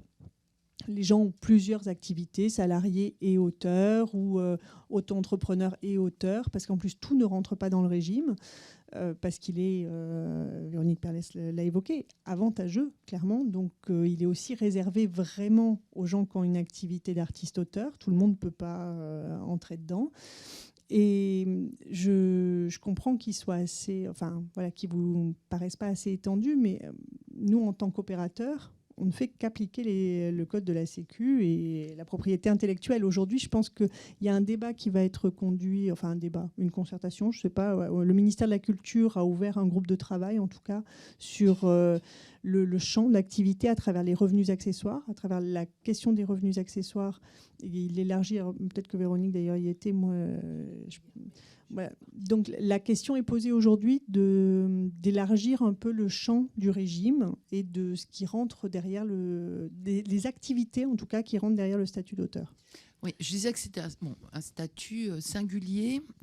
J'attirais votre attention sur les choix de ne pas trouver l'équivalence des cotisations patronales. En même temps, vous avez des cotisations sociales équivalentes à ce que les salariés ont comme cotisation sociale. Soyons bien clairs. Donc, à aucun moment, j'ai dit que c'était un statut privilégié pour les auteurs. Il faut faire attention à préserver ce qui existe. Et c'est vrai qu'il y a un travail sur le champ du régime qui est important, parce qu'il y a eu beaucoup de dérives, parce qu'effectivement, il y a eu beaucoup de personnes qui ont été payées en droit d'auteur et qui n'auraient jamais dû être payées en droit d'auteur. Bon, je ne vais mettre personne en cause, mais c'est effectivement plus facile de faire travailler quelqu'un sous le statut d'auteur quand il n'y a pas de cotisation patronale que de proposer un CDD ou un contrat de travail où effectivement pour un employeur ça coûte beaucoup plus cher. Je voulais revenir à l'histoire de l'information et de la communication. Je pense qu'il y aurait aussi un travail à faire avec vous les producteurs, où vous êtes les premiers dans la chaîne à avoir un contact avec les auteurs. Nous, SPRD, on est là, Société d'auteurs, pour informer les auteurs, mais en fait, on les connaît que quand ils viennent adhérer, qu'il va y avoir des droits de diffusion. Vous êtes vraiment en première ligne, et peut-être qu'on pourrait travailler là-dessus, sur comment vous aidez-vous à communiquer auprès des auteurs. Mais oui, c'est un travail collectif qu'il faut faire, parce que, bon, alors déjà que les affaires sociales, c'est pas sexy, effectivement. En plus, la question du précompte, du taux de cotisation, etc. Voilà, je vais peut-être me faire arracher la tête en sortant, mais c'est pas la priorité, malheureusement. Il y a de la mise en production, etc. Bon, voilà. Oui, ok, mais il faut prendre le temps de quand même. Donc oui, évidemment, il faut faire un travail collectif là-dessus. Je pense que si on l'a fait pour les intermittents, qui sont aussi une population particulière, etc., je pense que c'est faisable et il faut le faire de toute façon. Et je pense aussi avec les agents qui ne communiquent pas forcément. Oui, aussi, oui, je pense qu'il y aurait vraiment intérêt à ce que, par exemple, la GSA communique avec les syndicats de producteurs et avec le SFAL, le syndicat des agents. Qu'à chaque fois, ça passe, et bon, par la SACD, ça passe aussi, que ça passe par tous les moyens pour toucher les auteurs. Ça me semble extrêmement important. Pardon, juste, on a tout intérêt à le faire et à le faire de manière collective et de manière unie, parce que de toute façon, il est clair, mais je pense que ça c'est clair dans la tête de tout le monde, que le gouvernement fait aussi la chasse au régime un peu particulier, privilégié. Clairement, les intermittents, quand on ne parle pas au cabinet culture, ou même à certaines personnes, je tairai les noms, voilà, c'est oui, mais enfin, les annexes 8 et 10, mais vous ne vous rendez pas compte, ça coûte un pognon fou, etc. Donc, non mais c'est ça qu'on nous dit. Donc voilà, on a tout intérêt à le faire pour préserver ce régime qui répond à des conditions d'emploi particulières, à des conditions de travail, de production, etc. Une économie complètement, pas à part, mais différente. Juste pour rebondir là-dessus et revenir sur l'exemple que je donnais tout à l'heure, moi, quand c'était un éditeur, mais ça aurait été un producteur, c'était pareil. Quand la dame de ma maison d'édition m'a dit en octobre, voilà, vous avez touché tant de droits cette année, est-ce que vous souhaitez que je vous les verse tout d'un coup, ou est-ce que vous préférez étaler dans le temps ? Je suis restée complètement en disant, mais pourquoi donnez-moi une seule bonne raison ? Ça faisait 2 ans que je travaillais sur ce bouquin, j'avais des dettes. Donnez-moi une bonne raison pour laquelle je ne toucherai pas cet argent maintenant, sachant encore une fois que donc j'étais à l'article 110 du Code des impôts qui me permettait fiscalement, ça ne faisait pas de différence d'étaler sur 3 ou 5 ans. Et elle m'a dit, oh, je ne sais pas, vous savez, les auteurs... c'est des grands enfants, ils ont peur de tout dépenser, voilà, comme si j'avais... Je me dis, ben non, moi ça va, je suis une adulte responsable, vous pouvez tout me verser, il n'y a pas de problème. Mais pas un instant je n'ai pensé, parce qu'encore une fois, je vous l'ai dit, j'avais été intermittent du spectacle, j'avais été salariée, que ça pouvait altérer, c'est-à-dire qu'en fait, entre le fait de toucher la moitié en novembre et l'autre moitié en janvier, ça me rajoute juste une année au plafond pour ma retraite. C'est la seule différence. Mais ça, personne ne me l'avait dit. Et c'est pour ça que quand le monsieur des AGSA, quand je suis allée lui demander est-ce que je peux cotiser au plafond l'année suivante, il m'a dit ah non, ça tout le monde sait qu'il faut laisser l'argent et toucher juste le plafond de la Sécu tous les ans. J'ai dit mais communiquer là-dessus, dit surtout il faudrait informer les auteurs. Enfin, non, bien sûr, c'est ridicule parce qu'entre-temps, avec le risque que la maison d'édition fasse faillite, que ce soit de l'argent perdu pour l'auteur, perdu pour les impôts, enfin, que c'est en plus totalement une démarche absolument pas amorale et voilà, donc au moins, c'est curieux d'encourager ce genre de pratique, quoi. Est-ce qu'on pourrait imaginer effectivement qu'il y a un étalement sur les cotisations sociales comme il y en a sur les impôts ? Ça, aujourd'hui, les textes le prévoient pas du tout. Après, alors, on ne peut pas surcotiser, on ne peut pas forcément étaler socialement. Et aujourd'hui, les textes ne le prévoient pas. Après, les textes peuvent évoluer. Voilà, la preuve, il y a une réforme. Mais pour autant, juste une petite chose dans ce que vous disiez, on ne peut pas surcotiser. Alors c'est vrai qu'on ne peut pas surcotiser au maximum. Ça, on ne peut pas. Parce que ça s'apparenterait en fait à un régime d'assurance. Donc ça, on ne peut pas le faire. On cotise vraiment en fonction des revenus, de la réalité des revenus. Mais votre régime a quelque chose de très, très spécifique et que je n'ai pas d'autres exemples comme ça. Parce qu'en fait, quand vos revenus sont vraiment très bas, vous pouvez choisir de maintenir vos cotisations au seuil. C'est-à-dire ce qui vous permet quand même de toucher des indemnités journalières et autres quand vous êtes malade. Et ça, c'est ultra spécifique. Aucun salarié, s'il n'a pas fait ses heures, on ne lui dit pas « va vite faire 2 heures et tu pourras toucher des indemnités journalières pour ton congé mat ». Ça n'existe pas. Hein. On n'a pas fait ses heures, on n'a pas fait ses heures. Donc c'est très spécifique en fait aux auteurs, cette capacité à maintenir ce qu'on appelait avant son affiliation. Et de ce point de vue, je trouve que c'est un régime ultra protecteur. Alors c'est vrai que ça ne vous permet pas de cotiser au maximum de fait, mais de garantir un minimum. La réalité de notre travail, un comédien, il n'a pas fait ses heures, il n'a pas travaillé, tandis qu'un auteur, c'est pas parce qu'il n'a pas perçu, c'est pas parce qu'un auteur n'a pas perçu de droit qu'il n'a pas travaillé. Parce que donc ça correspond juste, c'est pas un cadeau qu'on nous fait, c'est juste la réalité de notre travail, c'est ça. Malheureusement, les cotisations, elles sont calculées sur les revenus que vous touchez et donc sont dépendantes de leur temporalité et autres. Là, nous, on est sec là-dessus. C'est vraiment sur les modalités de rémunération, en effet.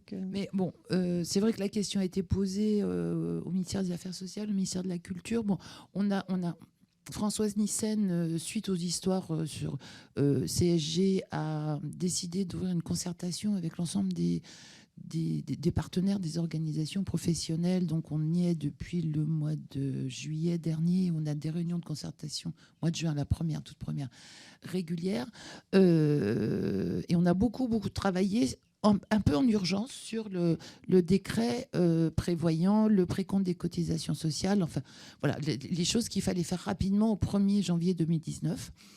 Là, on travaille donc sur le champ du régime, sur le traitement des BNC, sur d'autres sujets. Et cette question, Nelly, est posée. Et il va falloir un autre décret. Il y aura un autre décret pour peaufiner les choses, parce qu'il y a aussi la notion de revenus accessoires. Ça concerne toutes les activités annexes à l'activité de création. Hein. C'est les ateliers d'écriture, tout ce qui est intervention publique, toutes ces choses-là. Ce qui est aussi important parce qu'il y a beaucoup d'auteurs qui gagnent leur vie aussi par ce type d'activité. Et la question donc de l'étalement des cotisations sociales, à l'instar de ce qui se fait au niveau fiscal par le SAMBIS, est posée et elle va être mise sur le tapis à un moment donné.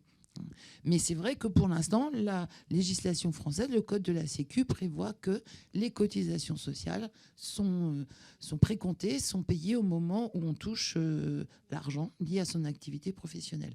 Donc il va falloir faire un pas de côté pour les auteurs. On fera tout pour que ce soit possible. Tu peux nous faire confiance et dire tu seras sûrement avec nous à ce moment-là. Mais voilà, la question est posée. Est-ce que... Moi, je voulais quand même aborder quelque chose. J'en ai déjà parlé avec Véronique.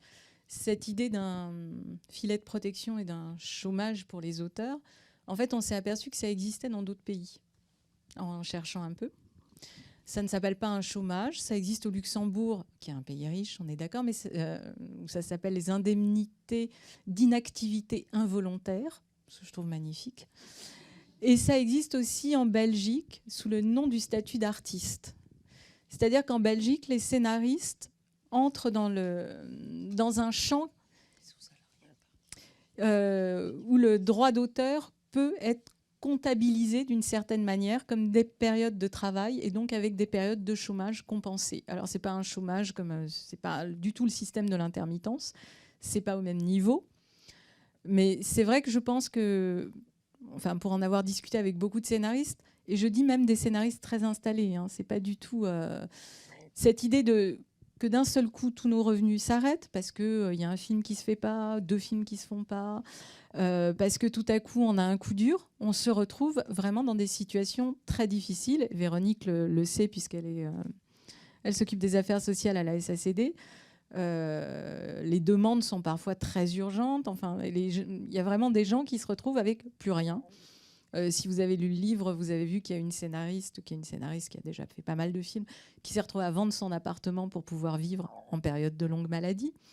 Donc c'est quand même quelque chose d'important.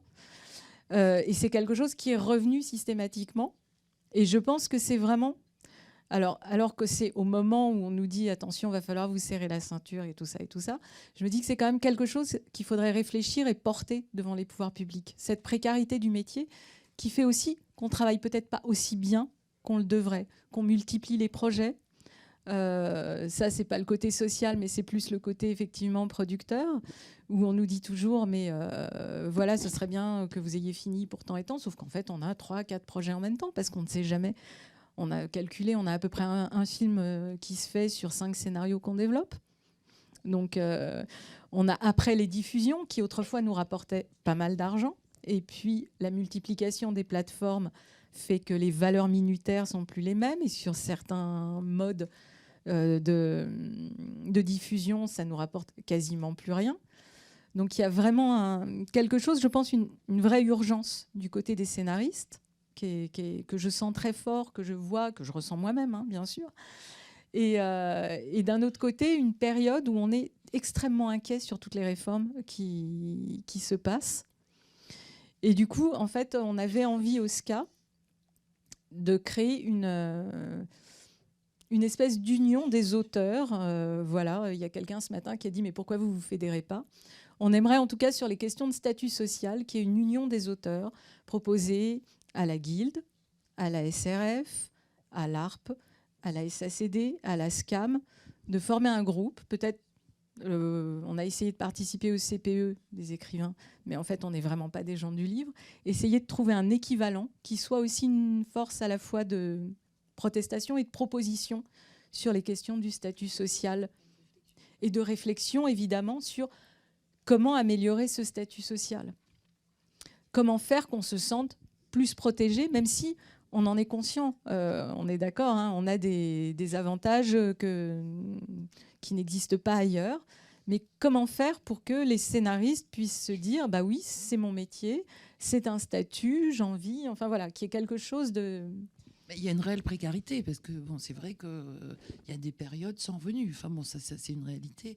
Alors c'est vrai qu'à la SACD, et je pense comme dans les autres sociétés d'auteurs, mais peut-être plus, parce que bon, la SACD un peu c'est construite là-dessus, sur la solidarité, la mutualisation. Donc on a des possibilités d'aide financière pour les auteurs qui traversent des périodes difficiles. Et c'est vrai qu'on est beaucoup sollicité. Donc l'assistante sociale de la SACD, moi-même, recevons les demandes des auteurs qui sont présentées à une commission sociale, hein, qui est une émanation du conseil d'administration dont Nelly fait partie. Et ça nous permet d'aider des auteurs qui sont confrontés à toutes les difficultés de la vie. Oui. Je pense qu'on peut commencer les questions. Oui, oui. Ça me semble très bien. Non, parce que je réagis.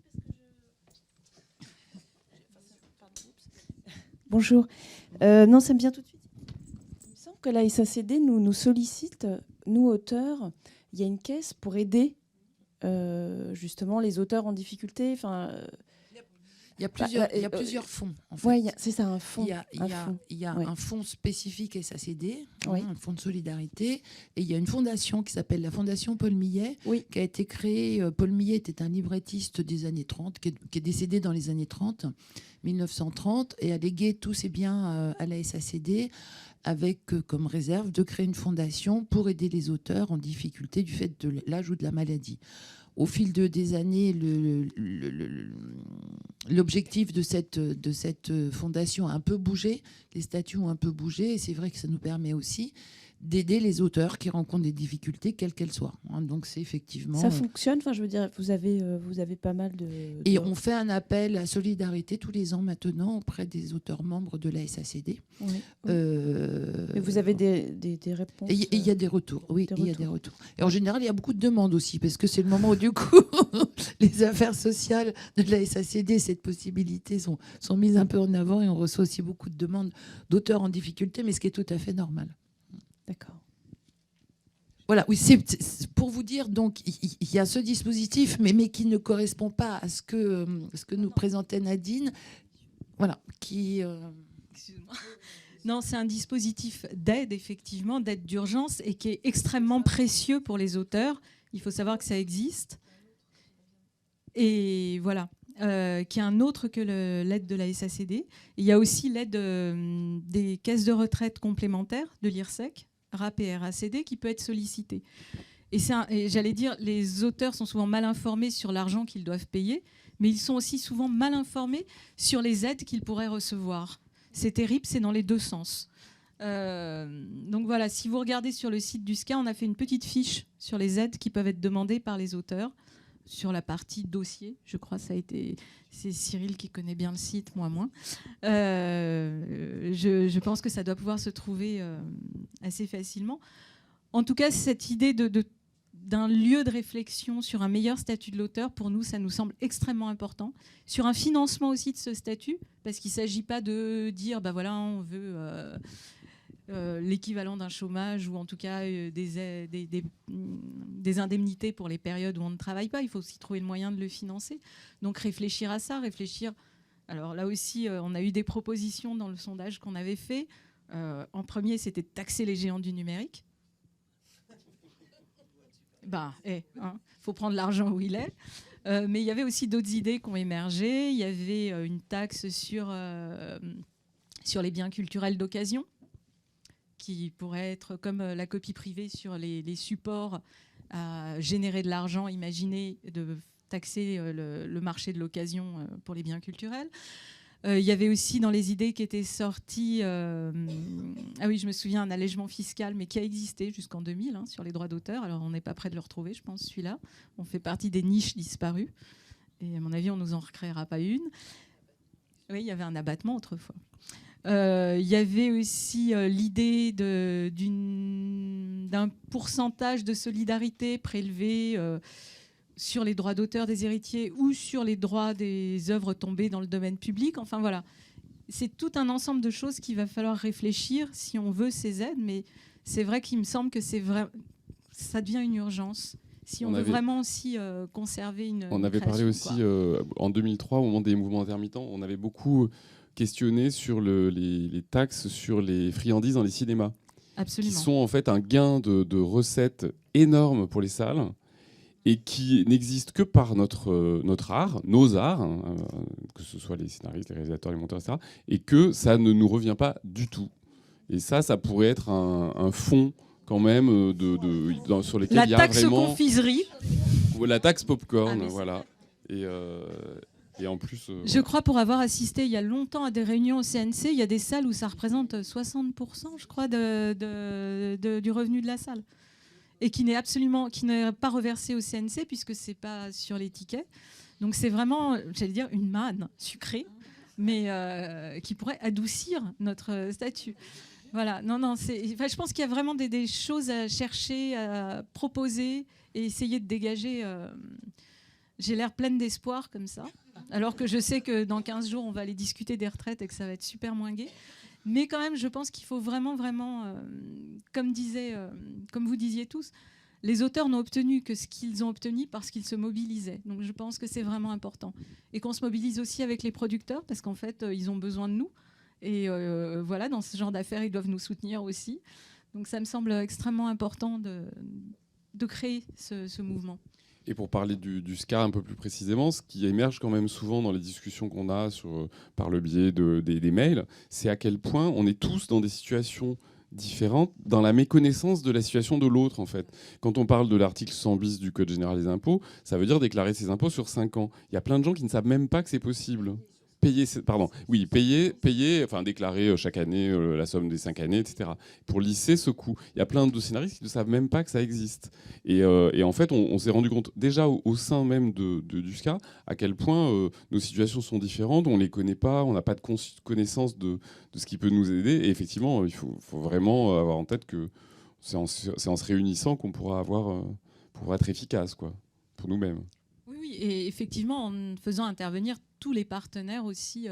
C'est pour ça que je trouvais ça important que vous soyez là, Laurel, là. Parce que c'est vrai qu'il y a des points sur lesquels on a besoin aussi des producteurs. Pas seulement pour l'information, mais pour... Quoi ? Et d'ailleurs, les producteurs cotisent aussi pour nos retraites. Ils ont 2% au RACD. Voilà. Et... un peu vexé parce qu'on se fait appeler diffuseur, mais bon... Pardon. C'est le terme générique sur les droits d'auteur. Mais c'est vrai qu'il y a des... Enfin voilà, il y a plein de situations où notre alliance peut exister. Sur la GSA aussi, quand on parlait du champ qu'est-ce qui est défini comme droit d'auteur ou pas, c'est vrai qu'on a cette question, en tout cas en cinéma, des consultations en scénario qui ne sont pas considérées désormais par la GSA comme du droit d'auteur, alors que pour nous, c'est une continuité évidente de notre métier. Donc c'est vrai que c'est quelque chose qu'on va aller discuter avec les syndicats de producteurs de notre côté, quoi. Ça, c'est assez... Voilà, donc c'est vraiment, je pense qu'il faut envisager les choses d'une manière très globale, surtout avec les réformes qui s'annoncent. Ouais. Je voulais juste te dire, c'est des vrais combats. La formation continue pour les auteurs, on a mis 12 ans. La première réunion avec le cabinet d'Elisabeth Guigou, on m'a reçu et on m'a dit mais les auteurs sont intermittents du spectacle, on ne comprend pas ce que vous voulez. Donc on est parti de très loin, on a mis 12 ans et maintenant il y a entre 5 et 6 000 formations prises en charge par an. Ça a démarré en 2012. Donc je crois qu'effectivement, ce sont des combats longs et il faut qu'on soit tous ensemble pour les mener. De toute façon, les pouvoirs publics ne nous entendent pas si on n'est pas tous ensemble. Ils nous renvoient en disant fédérez-vous autour du projet. Donc si on vient en tant que juste auteur de l'audiovisuel, ça ne marche pas. Il faut vraiment que ce soit toute la population, auteurs, artistes-auteurs de tous les secteurs de création qui se mobilisent autour d'un sujet. Mais tout à fait d'accord pour travailler sur le revenu de substitution, on va le dire. Voilà. Bonjour. J'ai un truc à dire. Oui, c'est plus une réflexion qu'une question, mais en vous écoutant, là, je me rends compte à quel point toutes ces problématiques très compliquées rejoignent les tables rondes de ce matin, dans le sens où je pense que c'est très difficile de donner, si j'ose dire, de la reconnaissance et de la précision à quelque chose qui n'a pas vraiment de nom, qui est un peu notre statut. C'est-à-dire que chaque fois quand Nadine, tu disais oui, mais c'est quoi ton vrai métier, etc. Et que je pense que vous, enfin pas vous six, mais enfin cette partie-là de notre problématique, c'est vraiment la première pierre en fait.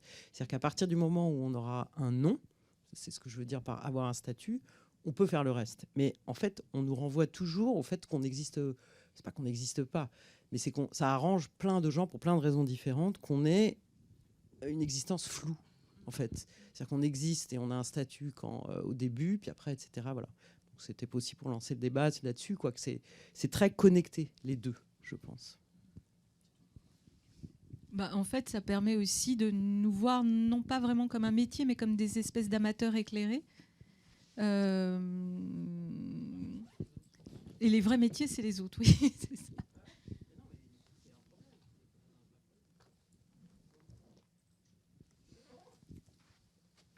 Je peux poser une question ? Non, mais j'avais une question là-dessus, c'est-à-dire, on parle de nom et je vous rejoins totalement sur le fait que si on n'a pas de nom et de statut, en effet, tout devient flou. Et on est assez... Enfin, étant auteur, on sait que les mots ont un sens. Est-ce que c'est tellement the elephant in the room que de poser la question pourquoi les auteurs ne sont pas intermittents du spectacle ? Parce que je suis d'accord sur le fait que je vois mal quelle autre profession, dans les professions qui sont des intermittents du spectacle qu'on connaît tous et qu'on côtoie, quelle autre profession a autant besoin de temps libre que nous ? Oui, mais alors les intermittents du spectacle, c'est pas pour qu'ils aient du temps libre. C'est en fait, c'est pas pour qu'ils aient du temps libre qu'ils sont intermittents. Non, je vois très bien. C'est parce que c'est une industrie par définition entre guillemets saisonnière et particulière. Donc c'est autre chose. Ce qui se passe pour le droit d'auteur, en fait, ce qui définit notre condition d'auteur, c'est nos droits et leur perception dans le temps. C'est-à-dire qu'on a nos droits, ils peuvent tomber sur une œuvre qu'on a écrite il y a 20 ans.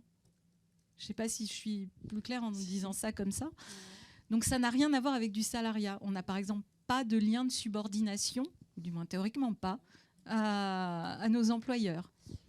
Ils n'ont pas à nous dire vous venez de telle heure à telle heure dans telle salle, vous prenez vos vacances de telle date à telle date, etc. D'ailleurs, on prend pas très peu de vacances. Non, je suis d'accord qu'il y a le revers, effectivement, qui est. Mais en fait, à l'origine, c'est ça quand même. C'est la. Alors, évidemment, on pourrait rêver. Je dis bien rêver d'un statut comme celui des réalisateurs, mi-techniciens, mi-auteurs, où ils sont à la fois salariés et à la fois perçoivent des droits d'auteur. Sauf que dans l'économie d'un film, je sens que là, on va juste être dans l'utopie la plus totale. Alors, c'est possible que ce soit utopique, mais quand on me demande une version, finalement, on me dit OK, une version minimum 3 mois. Enfin, c'est des temps, en fait. C'est des temps, c'est des heures. On les connaît, c'est duré. On les connaît parce qu'on est sur plusieurs films et qu'on sait quel document prend combien de temps. Donc, au final, voilà, cette question-là du... Mais c'est lié vraiment à la nature de la rémunération du droit d'auteur, prévu par le Code de la propriété intellectuelle. Enfin voilà, c'est le fondement même. Mais est-ce qu'il n'y a pas quelque chose à inventer qui soit vraiment proche de ça? Parce qu'au final, le temps travaillé, le temps passé... n'aime pas trop quand on invente des trucs un peu hybrides comme ça. Non, mais c'est vrai que... Comment ? Non, mais c'est vrai que je rejoins complètement ce qu'a dit Nadine. En fait, c'est que le salariat est caractérisé. Enfin, je suis désolée, je vais être un peu lourde parce que je vais être juriste. Je prends ma casquette de juriste en droit du travail. Mais c'est vrai que le salariat, derrière, il y a un lien de subordination. Il y a une prestation de travail. Et malheureusement, il y a le droit d'auteur à côté. Donc voilà, heureusement. Enfin, malheureusement pour le statut de salariat, du coup, voilà, pour la demande. Et en fait, on ne peut pas. En fait, c'est comme des. C'est vraiment. Je ne sais pas comment expliquer, mais c'est des barrières infranchissables, le droit d'auteur et le droit d'auteur.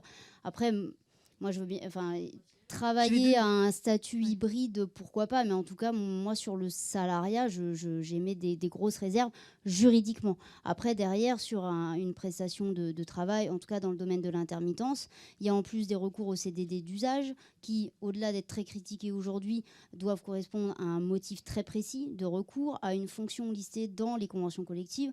Donc voilà, il y a des garde-fous encore supplémentaires à aller dépasser. Donc voilà. Et je vais donner un exemple peut-être aussi de la différence par rapport à un salarié.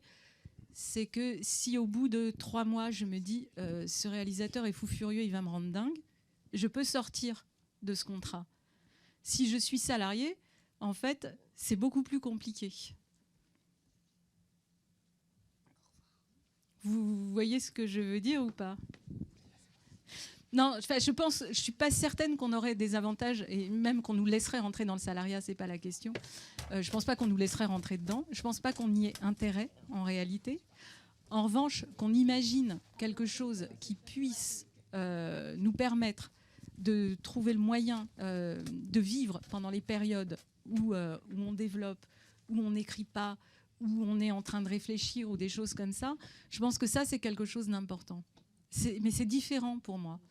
C'est rentrer dans les relations de subordination et rentrer dans du salariat. En fait, c'est le risque aussi de perdre le droit d'auteur et c'est le risque de perdre donc les rémunérations à terme. Ça, c'est une chose. Mais le risque aussi de perdre ce qui est quand même un droit qu'on garde sur nos œuvres, qui n'existe par exemple pas aux États-Unis quand on entre dans le domaine du copyright, ou quand vous cédez tout. Et à partir de là, la personne qui a acheté peut faire ce qu'elle veut avec votre œuvre. Voilà. Peut-être, Nelly, tu voudrais... Sachant que les réalisateurs, effectivement, ils ont 2 types d'activités sur une même œuvre. Ils sont auteurs, ils ont un contrat de droit d'auteur, et à côté de ça, ils assurent une prestation technique de réalisation avec un contrat de travail qui correspond aux heures de repérage, de tournage. Enfin, c'est très très bien. Je suis tout à fait d'accord avec Nadine. Il y aurait un gros risque au niveau du droit d'auteur et de vos droits sur votre œuvre dans le cadre du salariat.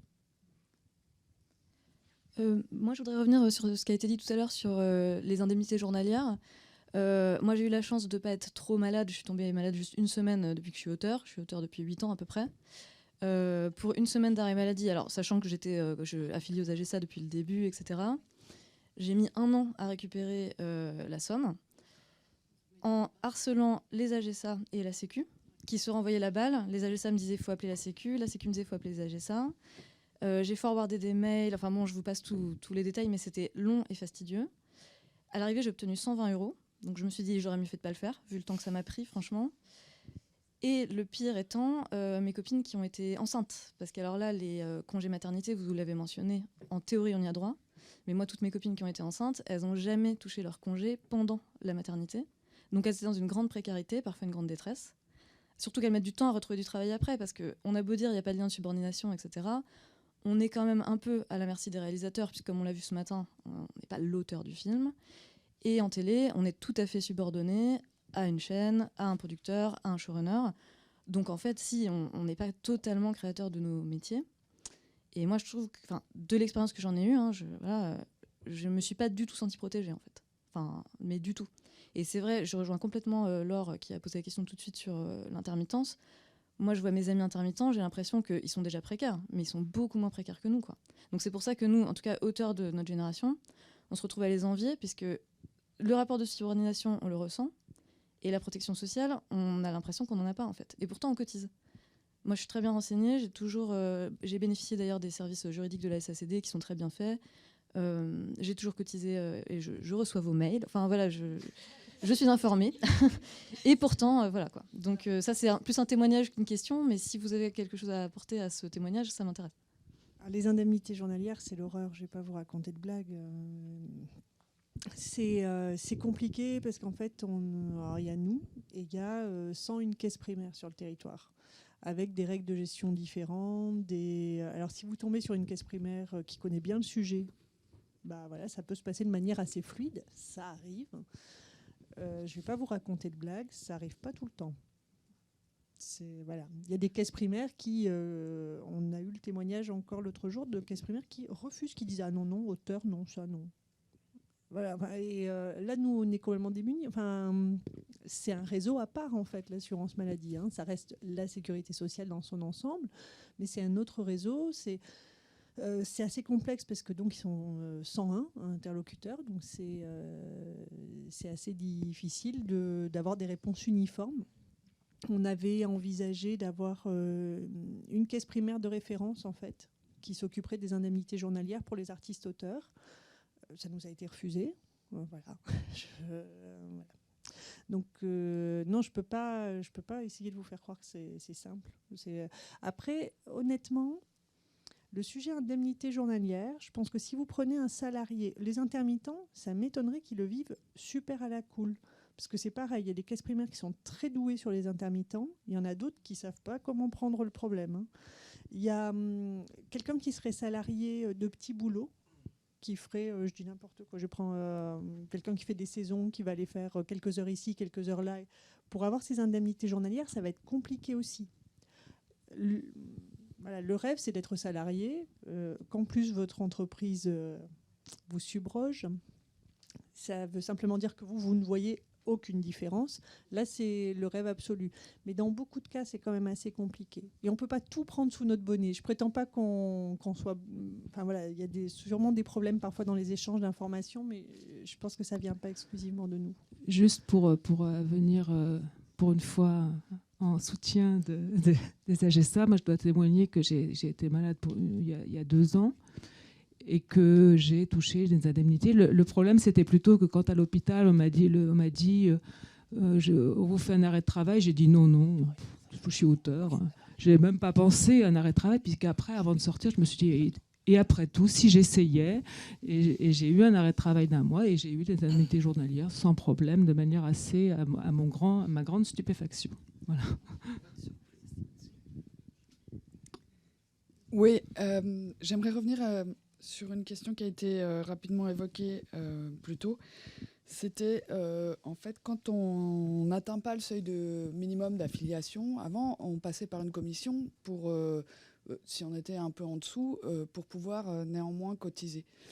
J'ai peut-être mal compris, mais j'ai entendu tout à l'heure qu'on disait que c'était quelque chose qui serait maintenu. Mais moi, ce que j'ai reçu comme information, c'est qu'à partir de l'année prochaine, si on est en deçà, on n'aura que 2 trimestres, on pourra faire valider que 2 trimestres au lieu de 4. Ah, alors là, je ne sais pas d'où ça sort. Mais c'était une information officielle. Enfin, je ne sais plus, il faut que je... Enfin, j'ai lu ça il y a 1 mois ou quelque chose comme ça. Okay. Je ne sais plus si c'est par l'AGSA ou par... Non ?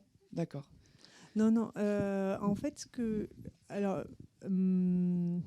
ce qui va changer pour les auteurs AGSA, alors là, je prends vraiment que les auteurs AGSA, c'est que précédemment, quand vous passiez en dessous du seuil, on présentait votre dossier à la commission professionnelle qui vous maintenait ou pas au regard de votre activité. Et vous pouviez donc rester affilié et continuer à valider 4 trimestres de retraite, bénéficier des indemnités journalières et autres. Aujourd'hui, ce sera un acte volontaire de votre part. C'est-à-dire que vous allez décider de surcotiser auprès de l'URSSAF. Alors peut-être que ce qui a été mélangé... Donc ça restera une possibilité. Et ça, même si vous avez gagné 2 €, vous pourrez demander, alors c'est un calcul à faire, à cotiser sur 9 000. Voilà. Et vous validez 4 trimestres, vous avez droit aux indemnités journalières. Ce que vous avez peut-être entendu en revanche, c'est que là, jusqu'à la fin de l'année, c'est l'ancien système qui s'applique de maintien d'affiliation à votre demande. Donc là, vous pouvez demander à valider, si vous aviez fait une année 2018 en dessous des 9 000 €, vous pouvez quand même demander à surcotiser pour valider vos trimestres jusqu'à la fin de l'année. Mais ça concerne plutôt les auteurs en BNC, ça. Pour les traitements et salaires, ça ne s'applique pas. Voilà. Je vais peut-être juste donner une précision. C'est que depuis le début de l'année, en fait, tout le monde est affilié. Et en fait, vous cotisez donc à la vieillesse, c'est précompté sur vos droits. Et vous validez un trimestre à partir du moment où vous avez cotisé sur un revenu de 1 500 €.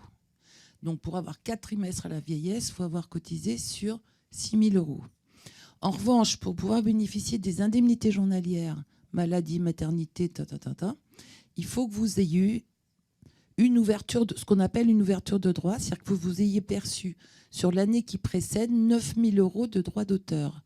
Et c'est dans ce cadre-là, en fait, que ça peut être intéressant de cotiser pour un auteur. C'est-à-dire que s'il est en dessous de ces 9 000 €, il peut avoir cotisé à 6 000 € et donc avoir ouvert droit à 4 trimestres pour l'assurance vieillesse, mais ne pas ouvrir droit aux prestations d'indemnité journalière.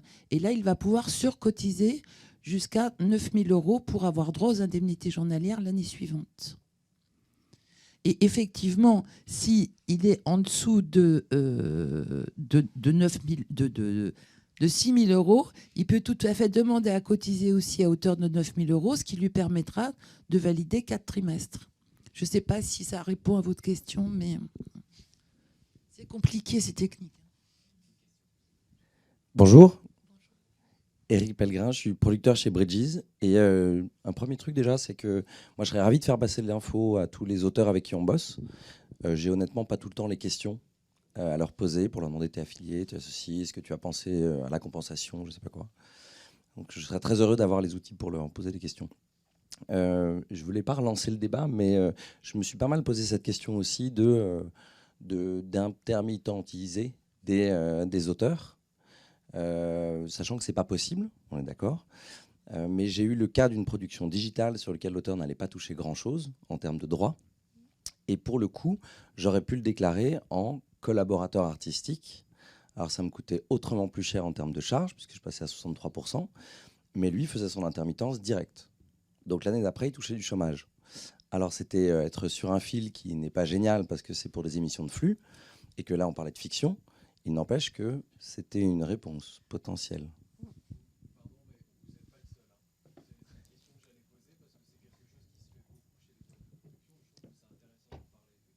Levez la main, ceux qui veulent partager ça.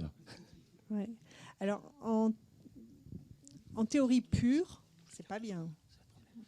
Voilà. Parce que voilà, il y a la question des droits sur l'œuvre, etc. Enfin, normalement, c'est vraiment la typologie de revenus qui détermine le type de cotisation sociale qui va s'y attacher. Il y a une autre question qui est celle de la propriété intellectuelle. Parce que là, en devenant collaborateur, j'imagine qu'il perd la propriété intellectuelle. Oui, mais on aurait pu faire un petit contrat où il était à côté. Alors, et si ça existe, s'il y a une porte qui a été ouverte pour les collaborateurs artistiques d'émissions de flux. Alors après, quand même, l'idée générale, elle n'est pas tellement de faire la chasse dans ce sens. Nous, ce qu'on va plutôt surveiller, c'est qu'il n'y ait pas clairement de la fraude sociale, en fait, c'est-à-dire des gens qui devraient être salariés et qui sont rémunérés en droit d'auteur. Après, l'inverse, c'est plus rare. Et j'ai envie de dire, il n'y a pas trop de raisons socialement. Alors après, encore une fois, je fais abstraction de l'aspect propriété intellectuelle, en effet, qui est encore un autre sujet. Mais sur le plan social, on n'a aucune raison d'aller chercher des gens qui auraient payé trop de charges. En fait. Vous voyez ce que je veux dire, qui prennent une option plus protectrice. Ça, on n'ira jamais vous embêter pour ça. Je serais surprise que vous ayez un redressement URSSAF parce que vous avez opté pour une solution plus protectrice pour l'auteur. Donc vous êtes en train de me dire que si je tentais une solution un peu border comme ça pourrait fonctionner avec l'auteur. Franchement, je serais... Enfin, demandez à un contrôleur URSSAF avant que je vous mette dans des ennuis. Oui, ou pas. Mais ce qu'on chasse vraiment, c'est la fraude sociale dans l'autre sens. C'est-à-dire que vous choisiriez une solution moins protectrice. Voilà, et qui vous coûterait... qui vous optimise socialement vos charges. En revanche, si vous choisissez une solution plus protectrice pour la personne à vos frais... Et avec son accord. Oui, avec son accord. Et ça ne règle pas, encore une fois, la question de la propriété. Voilà, la propriété intellectuelle, je ne veux pas m'en mêler, ça fait un sujet à part. Mais socialement, je serais très, très surprise qu'on vienne vous chercher des noises là-dessus. Dommage qu'on n'ait pas un juriste dans la salle spécialisée. Oui, en prud'homme, mais je ne vois pas le... Personnellement, aucun producteur ne m'a jamais proposé de payer 63% de charges sociales sur ce qu'il me verse, alors qu'il peut m'en payer 3,1 quand je suis auteur. Oui, mais en échange de l'abandon de la propriété intellectuelle, ça c'est une autre affaire. Dans ce cas-là, ça veut tous dire les producteurs veulent pas s'assoit sur le droit d'auteur. D'arnaquer les scénaristes, quoi. Il y a peut-être un arrangement à trouver ou quelque chose, un intermédiaire.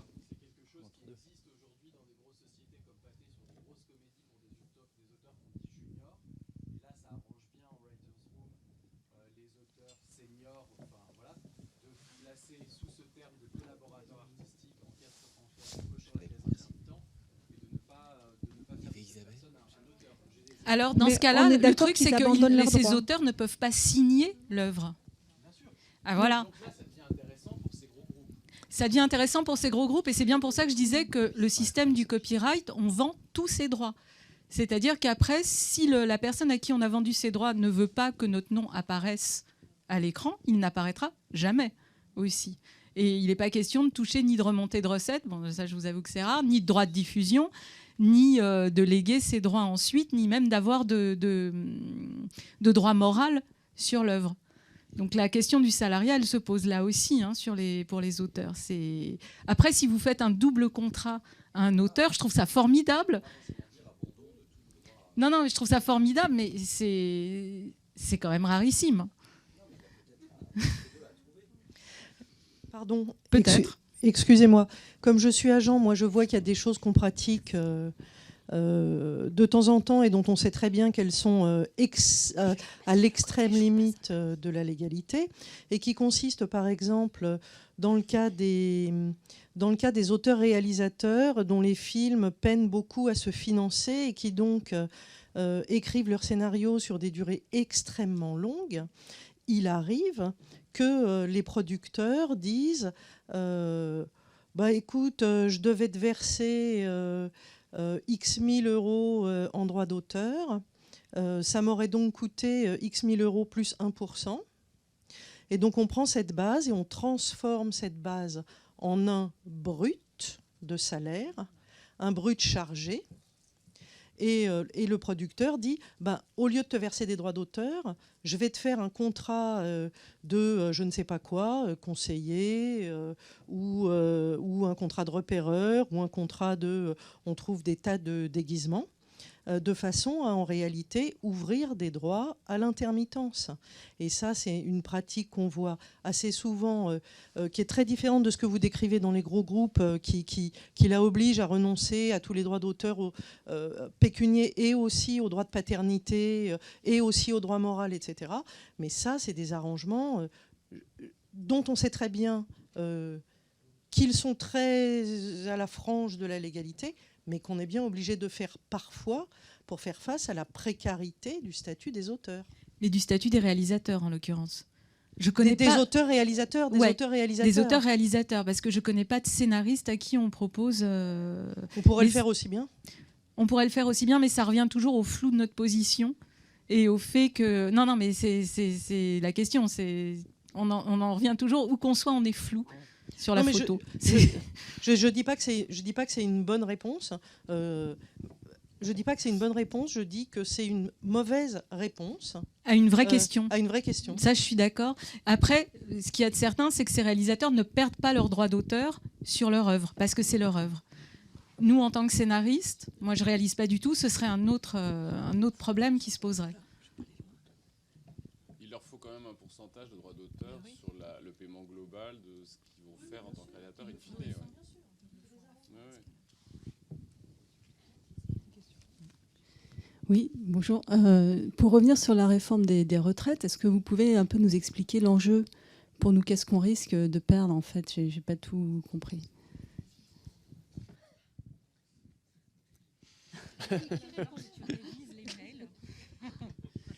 Le problème, c'est qu'en fait, on n'a pas d'informations encore très très précises sur le contenu de la réforme. Ce qu'il est clair, c'est que ce qu'on sait pour l'instant, je vous conseille d'aller sur le site de l'IRSEC. Il y a un dossier qui est fait, qui est très très bien fait. Et il y a aussi un dossier très bien fait sur ce qui change au 1er janvier 2019 sur le site de l'AGESA, sur toute la réforme. C'est intéressant. Je vous fais de la pub. A priori, ce qu'il serait prévu, ce serait pour tout le monde une cotisation de 28% sur un revenu équivalent à 3 fois le plafond de la sécurité sociale, revenu annuel. Ça veut dire 120 000 euros. Voilà. Ce qui correspond pour la vieillesse uniquement au total des cotisations employeurs-salariés actuellement. Et ces cotisations-là donc donneraient des droits à au régime de retraite universel avec un rendement de 5,5%, il me semble. Donc, ce qui veut dire que ce serait donc un remboursement des cotisations, je vous expliquais tout à l'heure ce qu'était le rendement, sur entre 15 et 20 ans. Le problème pour les auteurs, c'est qu'actuellement, eux, pour la retraite, régime de base et retraite complémentaire, les auteurs audiovisuels, ils payent à peu près 19% de cotisation. Ça veut dire 10% de cotisation en plus. Ils ont des retraites complémentaires extrêmement... Enfin, vous avez des régimes de retraite complémentaires extrêmement performants parce que vous avez des rendements de 9 et 10. Donc, un remboursement, une fois que vous touchez les retraites, très rapide. Donc, les études qui ont été faites par l'IRSEC montrent en fait que vous risquez d'avoir une augmentation conséquente de la cotisation pour un régime moins intéressant au niveau du rendement. Ça, c'est le risque maximal, si j'ai bien compris. Mais c'est par rapport aux éléments qu'on a actuellement et qu'on ne connaît pas vraiment le contenu de la réforme. De toute façon, entre le gouvernement et le commissariat aux retraites, actuellement, ils ne sont pas d'accord déjà sur l'âge de départ à la retraite qu'ils vont fixer. Enfin, bon, donc, ceci dit, il est très possible qu'il y ait une loi qui soit, enfin, qu'il y ait un texte qui passe au Parlement pendant l'été ou à la rentrée prochaine. Donc c'est vrai qu'on est un peu au taquet là, mais on n'a pas beaucoup d'informations. Voilà. Le risque qu'on connaît, qu'on imagine actuellement, est celui-ci. Tu es d'accord, Nadine? Toi qui as aussi lu le document de l'IRSEC. Ouais. En tout cas, le risque vraiment pour nous, c'est que les retraites complémentaires qui finalement compensaient nos revenus et nos cotisations un peu aléatoires à la retraite de base risquent de ne plus compenser. Ça, c'est assez net, parce qu'on sera dans le même moule que tout le monde, ça n'existera plus. Et donc, du coup, on va se retrouver à nécessairement cotiser plus, ou en tout cas théoriquement plus, ça dépendra comment va être prise en charge cette part patronale, pour de toute façon amortir nos retraites sur un temps plus long, donc toucher moins. Ça semble assez clair. Après, il va falloir voir de combien on touche moins, de combien on amortit moins, et de combien on nous augmente les cotisations. Mais c'est clair que la réforme, elle n'a pas du tout été faite pour nous. Je pense que pour les salariés du privé, ça ne changera pas énormément de choses, si j'ai bien compris. Ça a été fait très clairement pour contrer les retraites de la fonction publique, qui coûtent cher à l'État. Et puis, nous, on se retrouve pris dans cette vague. Et voilà, enfin, on n'est pas nombreux à être auteurs dans ce pays. Donc on est un peu à la marge et dans des situations particulières qui ne sont pas considérées, quoi. Voilà, pour être un peu rapide et un peu franche sur le sujet. On risque de faire les frais, en fait, d'une réforme qui n'est pas faite contre nous, mais qui est faite contre d'autres modes de retraite. Et voilà. Et le risque, vraiment, c'est de devoir le payer cher. Donc c'est pour ça qu'on insiste sur les retraites en ce moment, parce qu'il va falloir sans doute se montrer si jamais ça passe tel que c'est prévu. Oui, s'il vous plaît. Je reviens sur le problème de manque d'information des auteurs. Pourtant, l'information, il y en a. Abonnez-vous par exemple à la page Facebook de la GESA, vous verrez que tous les jours, ils publient des choses et ils répètent des choses. Donc il y a des efforts qui sont faits, sauf que la formation, elle est fragmentée. Et encore faut-il effectivement que les gens aillent aux bons endroits pour trouver la bonne information. Donc, une petite suggestion. Pourquoi, là encore, il n'y aurait pas un rassemblement des différents interlocuteurs du côté des scénaristes, des représentants des scénaristes, SACD, AGSA, les producteurs, pour créer un espace que j'imaginerais web, un site avec peut-être 1 ou 2 comptes de réseaux sociaux, qui serait un point d'entrée pour tous ceux qui veulent avoir toute l'information. Dire, je débute mon activité de scénariste, qu'est-ce que je dois faire, qu'est-ce que j'ai droit au niveau de la sécurité sociale, au niveau des droits d'auteur, au niveau des impôts. Et après, il suffit de rediriger vers les sites des interlocuteurs concernés, mais au moins qu'on ait un point d'entrée et que tout le monde puisse connaître pour débuter, que les producteurs puissent dire, il a un nouvel auteur, va voir sur cet endroit-là, tu auras toutes les infos, tu auras les interlocuteurs. Juste quelque chose d'assez simple, qui coûterait même pas cher en fait, parce que j'étais webmaster avant, donc je sais aussi comment ça marche. Donc il y aurait juste besoin effectivement de se rassembler, de rassembler un minimum d'informations au départ initial de base, de la structurer et après de la faire vivre avec quelques actualités et puis une mise à jour, soit parce que les interlocuteurs remonteraient directement l'information à la personne qui gérerait ça, soit par une veille de cette personne-là, et on pourrait avoir un point d'entrée unique qui, je pense, fera aussi gagner du temps à vous tous, puisque vous seriez peut-être moins sollicités en direct pour répondre à des questions de base et de répéter et répéter, notamment à tous ceux qui débutent. Voilà, c'est une petite suggestion.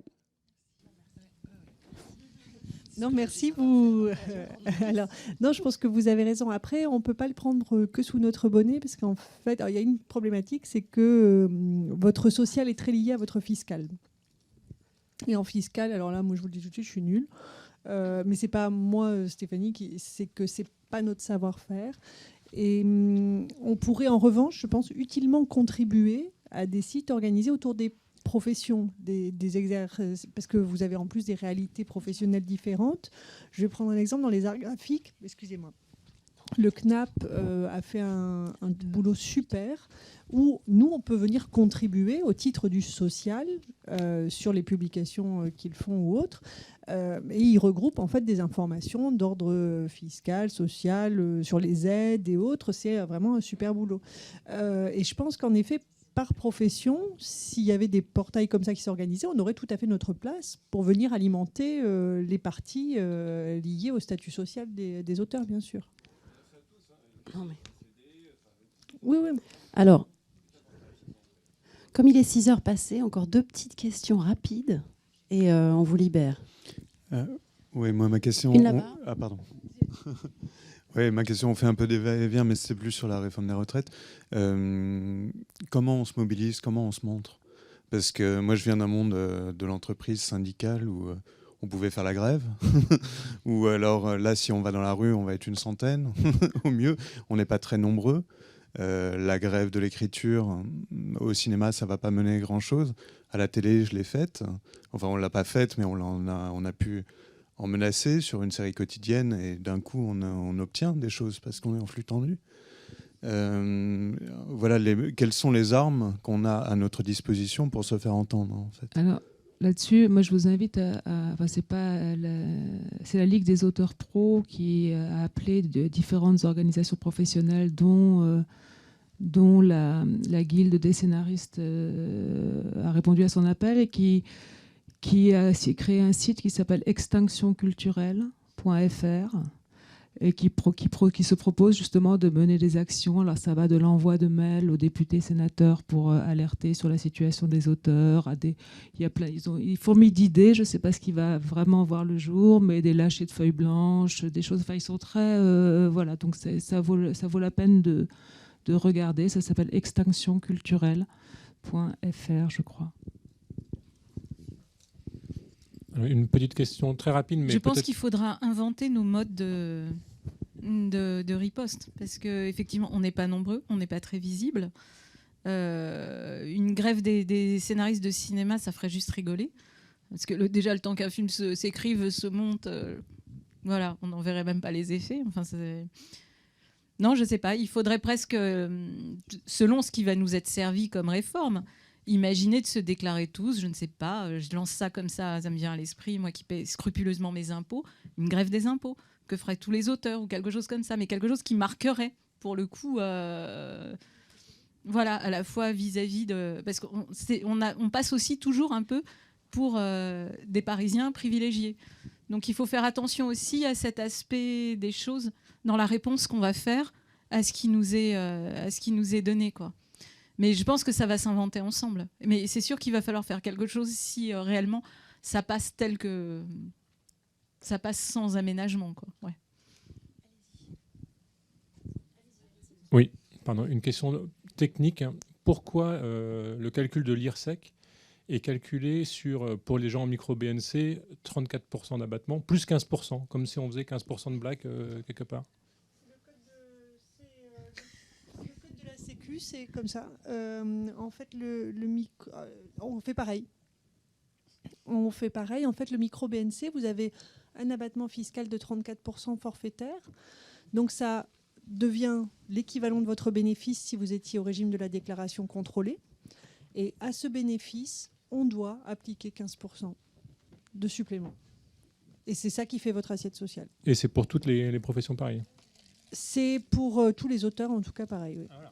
C'est tous les auteurs. Mais pourquoi cette profession-là, tout d'un coup, on imagine qu'il faut rajouter 15%, alors que d'autres personnes qui sont en micro-BNC, qui font autre chose, il n'y a pas ces 15% en plus? Je ne veux pas vous dire de bêtises. Je crois qu'initialement, l'idée, c'était de vous aligner sur la situation des salariés pour vous faire cotiser un peu plus, mais du coup aussi être un peu plus protecteur dans les indemnités qui sont versées, etc. Je crois que c'était ça initialement l'ambition du législateur. C'est pas de vous pénaliser, hein, mais je crois que c'était de réaligner sur la situation des salariés.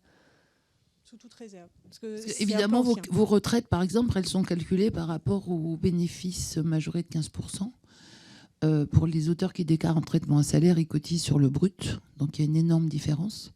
Et je pense qu'effectivement, à l'époque, on nous avait donné l'explication que c'est pour équilibrer les choses, en fait, aussi pour que les droits soient un peu plus conséquents. C'est que normalement, puisqu'on est au régime général, on devrait tous déclarer en traitement et salaire en tant qu'auteur, artiste-auteur, et que du coup, pour rééquilibrer par rapport à ceux qui déclarent en traitement et salaire, ces 15% ont été ajoutés. Merci. Voilà, je ne sais pas si c'est plus clair dit comme ça. Mais c'est pour pas qu'il y ait en fait d'injustice par rapport aux auteurs qui déclarent tel que la loi l'a prévu en traitement et salaire.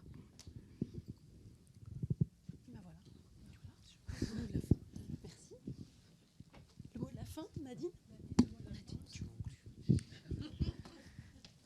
Eh ben, je vous remercie d'être restés. Parce que franchement, j'ai vu le truc se vider petit à petit avec un peu d'angoisse. Donc, merci beaucoup d'être restés.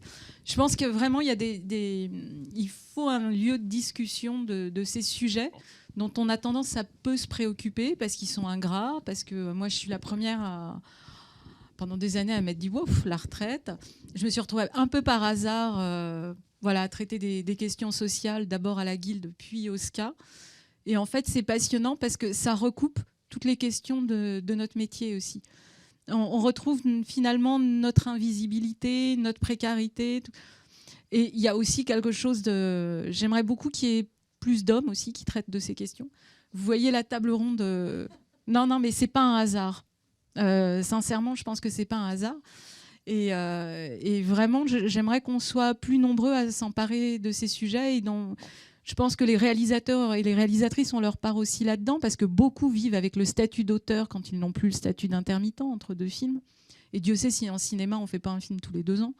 Donc réellement, je pense qu'on est nombreux à devoir réfléchir et à pouvoir bénéficier des réflexions des uns et des autres sur comment améliorer ce statut. Voilà. Donc j'espère vraiment, c'est notre souhait au SCA. Cécile Vargavtig, notre coprésidente, n'est pas là aujourd'hui parce qu'elle fait cours à la fac, voilà, la période salariée. Mais je sais que c'est quelque chose qui nous tient beaucoup à cœur à Cécile et moi, qu'on s'organise entre associations d'auteurs, entre sociétés de perception, entre en discutant avec le syndicat des agents et avec les syndicats de producteurs pour essayer de trouver un statut plus précis, moins flou, plus protecteur et plus valorisant aussi, tout simplement. Parce que je pense qu'on a besoin de ça, de reconnaissance, y compris socialement parlant. Voilà.